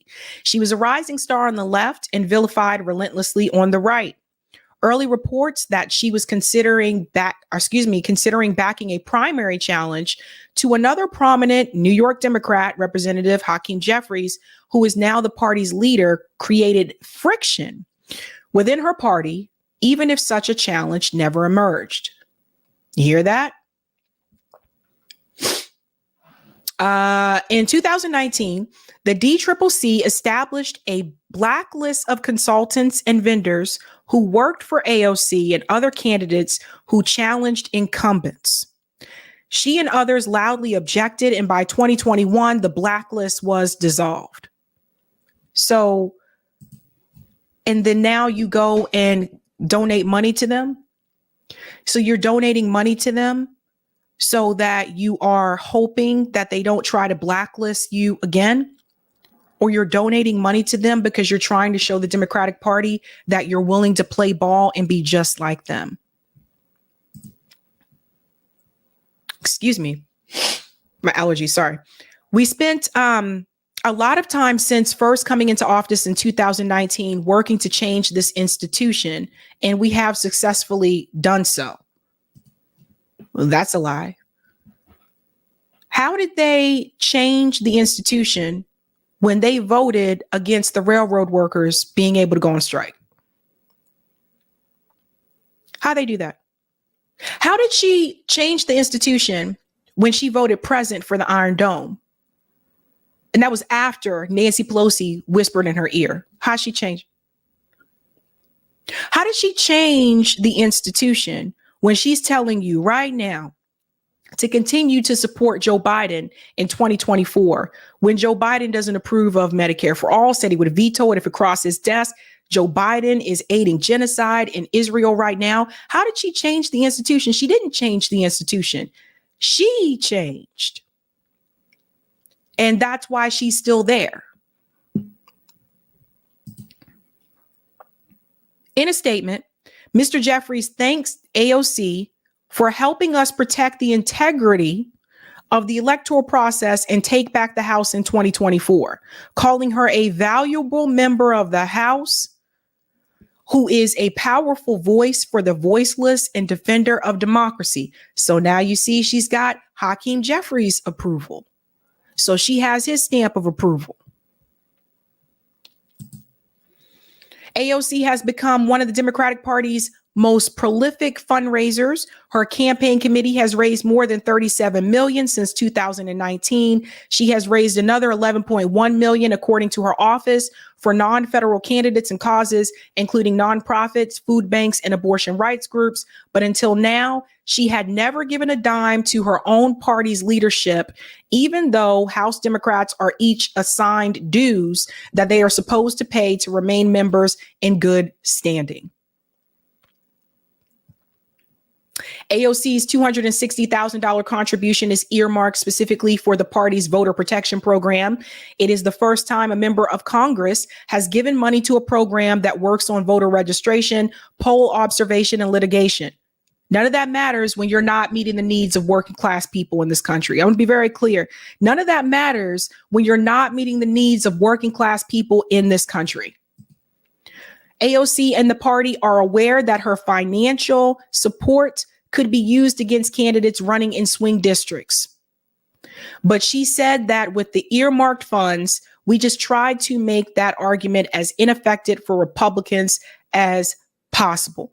It goes on to say her PAC has another $500,000 that she said was intended to defend fellow squad members, challengers, a sum that she noted was larger than her transfer to the campaign arm. It doesn't matter. This just goes to show you again how AOC has shown you time and time again how she sold out. She didn't do it in, like overnight, but she's done it little by little here and there. And make no mistake, this is about her protecting herself. This is about her protecting herself and her political career. Because again, like I said, she's a Nancy Pelosi in the making. She did respond to that. Why she decided to give that donation. Let me go ahead and bring this up here. I want you to hear it from her yourself. First and foremost, if Democrats do not retake the House in November, I do not have confidence that a Republican majority would certify the results of a presidential election. The threat of fascism is very real and very serious, and it's probably at its most serious than we've seen. So you see, here's AOC using the same talking points as like a Nancy Pelosi and Joe Biden, right? Threat of fascism, right? No threat of billionaires, right? No threat of the oligarchs that are keeping us all at the bottom, right? No threat of that. She's going on MSNBC and CNN and talking about the threat of fascism, and both Joe Biden has been fascist as well. So she's talking about that, but she won't talk about the threat of the billionaire class. She won't talk about the threat of the oligarchy keeping us all at the bottom. She don't talk about that no more. When's the last time AOC mentioned Medicare for all, folks? When's the last time? They don't talk about this anymore. You notice? So she found a way to fit right in the last 2 to 4 years in the history of this country, frankly, in some of the history of this country. And so that's number one. Number two, the path to the majority runs through New York State. And this fight has come here to our home. The fight for abortion rights, the fight for democracy is right here in our backyard here in New York State. And I think it's really important that New Yorkers, whether it's from members of Congress to just us as everyday voters, take ownership over protecting the country and protecting our rights and freedoms. So that to me was a big piece of this, and doing our part to make sure that we can win back the House majority, hopefully win a trifecta, and try to pass major changes on healthcare, education, climate, and more. That money didn't have to come from her. But we all know how politics works, ladies and gentlemen. When you donate money, that comes with certain perks, right? So that's her way of making a statement. And politicians do this all the time. That's her way of making a statement about her place in the Democratic Party and her future in the Democratic Party. And she's letting them know, she's letting the Democrat establishment know that she is going to ride with them the whole way. So that's no excuse. I don't care anything that she said there in that interview. That does not matter. The money could have came from anyone else. The money came from her. So that was a way for AOC to protect her political career. And that's why she's more willing to sell out and not be accountable to you.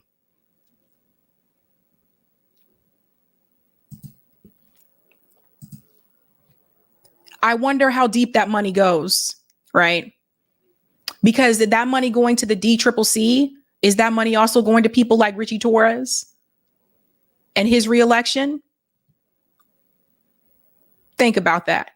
Richie Torres, who pretends to represent his constituents in the Bronx, but actually represents the state of Israel and does more for them than his own constituents.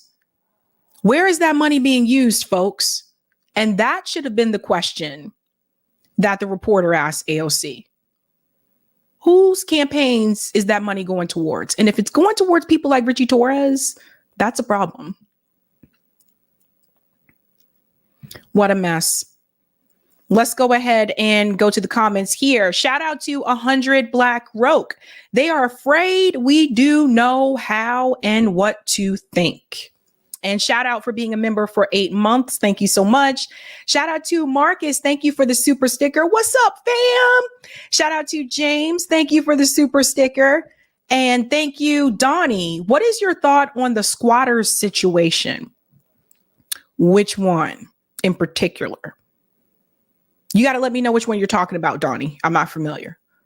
We've had squatters here, so I don't know. Yin Yang says AOC, a prime example of a turncoat and sellout and a phony leftist. Viamtor says every single chance the Democrats had the power to do anything about abortion, they did not, which proves they are liars. Right. They could have codified Roe v. Wade into law decades ago. Thank you. The world is on fire. People need to stop donating to the Democrats. Yeah, man. And thank you, Twisted TB. Ocasio corruption. That's an interesting name there. Interesting. I hope he tells me which squatters he was talking about, because I'm not sure which one he was referring to. All right, guys, hit the like. Based. We're going to finish up here with the ballot measures for New York. I started this, I gave you the rundown, and then we're just going to go ahead and finish up and read these two measures here. I talk about ballot measures, ballot initiatives on this show because, again, with all the corruption that happens in our federal government and the lack of power that we have with the federal government, there are some things that we can do locally, especially those of us that live in ballot initiative states. So the New York ballot initiative for 2023, this is the result of those two initiatives. And then it will be around June, we'll start the 2024 ballot initiatives that are going to be on the ballot for November. Going back to New York, we're going to dive in here. New York Proposal 1, remove debt limit on small city school districts amendment. A yes vote supported this amendment to eliminate the constitutional debt limit for small city school districts, which amounted to 5% of the average full value of the last 5 years property tax rolls within the district. This was ratified by 64.34%. All right, it goes into say, how did this amendment change? It says the debt limit previously amounted to 5% of the average full value of the last 5 years property tax rolls within the district. The measure also removed language from the Constitution excluding debt contracted for educational purposes for small cities. What a mess, man. Who supported this? The New York State United Teachers Union supported this. Some of the organizations, the Conference of Big Five School Districts, New York State PTA, New York State School Boards Association, to name a few. One of the arguments made is that the tighter restrictions on indebtedness by small city school districts are a relic of a time when there were many more disparities in state prescribed financial practices across types of school districts. Differences in debt limits and building aid offsets place small city school districts at a severe disadvantage in maintaining and improving school facilities and in addressing health and safety needs. The impact falls heavily upon the students from economically disadvantaged backgrounds. There was no money spent to support or oppose this measure. So typically, whichever one of these will have the most money, that's typically the way that the measure goes. Typically, that's how it works, but there wasn't any money spent to support or oppose it. And the last one here, New York Proposal 2, include indebtedness for sewage facilities amendment. A yes vote supported allowing municipalities to exclude from their constitutional debt limits indebtedness for the construction or reconstruction of sewage facilities for an additional 10 years, 2024 to 2034. This was also ratified by 68%. What does this actually do? It goes on to say, under the New York Constitution, state municipalities had a limit of how much debt could be incurred. It goes on to say, Article 8, Section 4 of the Constitution set the debt limit as a percentage of the 5-year average full valuation of taxable property within a municipality. The percentage varied by municipality. With the approval of Amendment 5 in 1963, debt incurred from the construction or improvement of sewage facilities was exempt from this constitutional debt limit. Now, the thing about this with the sewage, anytime, for those of us that live in the cities, because I'm in the Boston area here, and for those who lived in New York City, it makes me nervous when I hear them talking about money in reference to sewage, because the reality is you need to have sewage treatment. You need to, this is not an area where you want to cut costs. And I've heard that, Mayor Adams has actually been wanting to cut costs in reference to like trash collection in New York City, which I think is insane. Like, how are you going to decrease the number of rodents in New York City if you're not picking up the trash consistently as you should? So there's that. In other words, I don't know if any of you have ever been to New York City, but I've lived in New York City, and I don't know if you've been there or lived there during the summer, but during the summertime, New York City can smell a little something, It can smell a little something. So the last thing you want to do is limit how many times you are picking up the trash. So the sewage thing with the money, it makes me a little bit nervous. It goes on to say here who supported this, William Comrade, that state assembly. And one of the arguments is the need and rationale for the debt exclusion cited in 1963, and each subsequent extension remains relevant and valid today. Local government finances continue to be strained by the need to repair or replace aging sewer infrastructure. Indeed, the urgent need for improvements and upgrades to municipal sewer facilities is well documented as an ongoing concern for local governments. And there was no money that was spent to support or oppose this measure. And that, ladies and gentlemen, are the New York initiatives that were ratified for 2023. Yeah, the whole sewage thing does make me kind of nervous.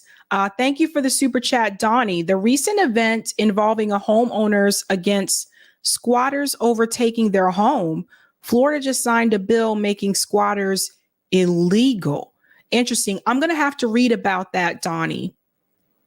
I'll have to check that out. I do know Florida is a special kind of place. Like, it's its own thing. Some of the laws in Florida, I'm just like, I don't understand how this is even allowed. The World is on Fire said, I worked in the city for a while and noticed that landlords would put full apartment furnishings on the street at certain times of the month. They should give it to places like Habitat for Humanity. Yeah, I think that's a good idea. Here in Boston, we actually have this thing called Alston Christmas. So Alston is a neighborhood in Boston. A lot of BU kids live over in that area because it's right next to Boston University. But typically during move out, when the lease is in, Boston's a college town for those who are not aware. So when the lease is in, like, we have this thing called Alston Christmas where everybody's moving out and they put a lot of the furniture like on the sidewalks. Like, the college students will do this. And if you want free furniture, going towards the summer, that's the best time that you can just go like walk around Alston and just pick up furniture. People just giving things away because they don't want to take it, with them. So that's a way for you to get free furniture. Don't pick up any furniture though that is that has any type of upholstery, because the reality is in the city with upholstery there can be bed bugs. So don't pick up that.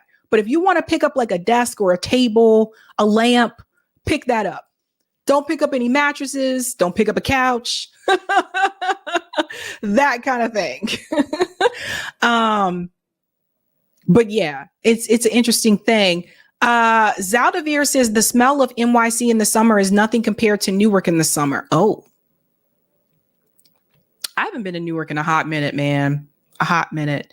Famo says central part of town smells like, yeah, I know. It's a mess. But yeah, don't let the bed bugs bite. Don't. I would even suggest don't buy a mattress in the city. Like, if you can help it, don't buy a mattress at a furniture store in Boston, because even some of them have bed bugs. So it's like, just don't. What is it, Nevia? Why NYC don't fix the rodent issue? So Mayor Adams apparently appointed someone as the rat czar. I don't know if you guys heard about this, but I was reading about it recently. And that is supposed to be her job, to take out the rats and stuff. But the reason why they have continued to increase over the years is because of the trash. You have a lot of people in a jam-packed, dense area, and more people, more trash. So there's millions of people in New York City. There's a lot of trash. And also in New York City, people put the trash on the sidewalk. Like, here in Boston, you either have a dumpster next to the building or, the complex that you live in. So you'll put the trash in the dumpster, or you have a trash barrel that you put it in and you roll out the barrel so they can come pick it up. But in New York, you take the trash bag out of your kitchen and you just throw it on the sidewalk the night before. That doesn't help the rodent issue. Don't get me wrong. Those little furry guys, they can still get into those dumpsters. I've seen some things. So they can still get in there and they can still get into the little barrels and stuff. But you help curb that problem when you actually enclose the trash bag in a container. But I have seen some things, and I have seen some chubby rodents. I have never seen a rodent as large as I have in my life until I lived in New York City. And we have them here in Boston too. Don't get it twisted, because when the pandemic happened, they were starting to come out even like during the day, because when we shut down all the restaurants, well, that was their food source. The dumpsters outside the restaurants was their food source. So since no food was going into those little dumpsters, they started venturing further out and like, we got to find food somewhere. People like, oh my God, they're everywhere now. We're under attack. Like that kind of thing. But the reality is, if you really want to curb the rodent problem, you have to take care of the trash problem. You got to keep the trash under control. So there's that. Sabby don't like the furry friends. I do not like those. The Oracle said, baby, the raccoons open the dumpster and go grocery shopping. Yeah, they do. The trash pandas. The trash pandas. They're just like, do. They're smart too. They can work together to remove like bricks off of the trash can lid to get into the trash can. I don't know if it's like this in other cities. Like when I lived down south, I didn't see like rats, right? So, but you know, up here in the Northeast, they're a little bit more common. Are they on the West Coast? I don't know. Anybody? Oh, wait a minute. Dirty Bit says San Francisco has cat-sized rat. Okay, I guess they are on the West Coast. Interesting. Wild, man. Landrew said, in Chicago, I've seen rats as big as raccoons. Yo. Mouse said, I've seen rats playing like squirrels in the alley. Wow, man. Okay, I guess they are on the West Coast. So that answers that question. Amanda says trash pandas are so cute and they have thumbs. They are cute though, right? Yeah. Oh my God.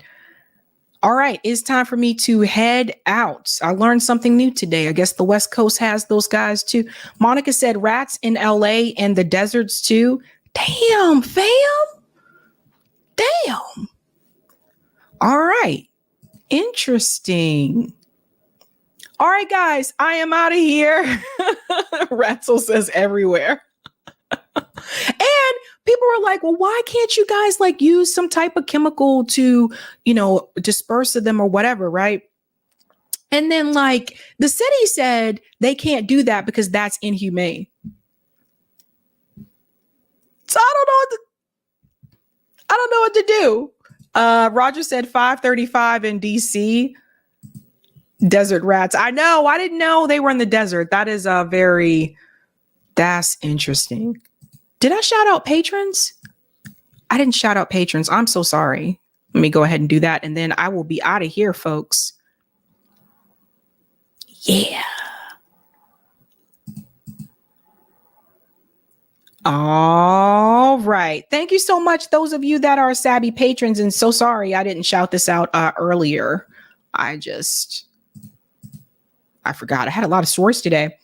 Thank you to everyone who is a Sabby patron. Thank you so much. If you're interested in being a patron, I have 5 categories: Ultimate, Sabinators, Sabsters. Don't forget about those Sabbies. They're kind of the meat part of the sandwich. And of course, members. Don't forget about them as well. Thank you guys so much for your support. And I believe I shouted out new ones the other day. I did. Based. All right, guys, that's it for me. I'm out of here. I'll see you again Tuesday evening. Have a good night. Keep up the fight.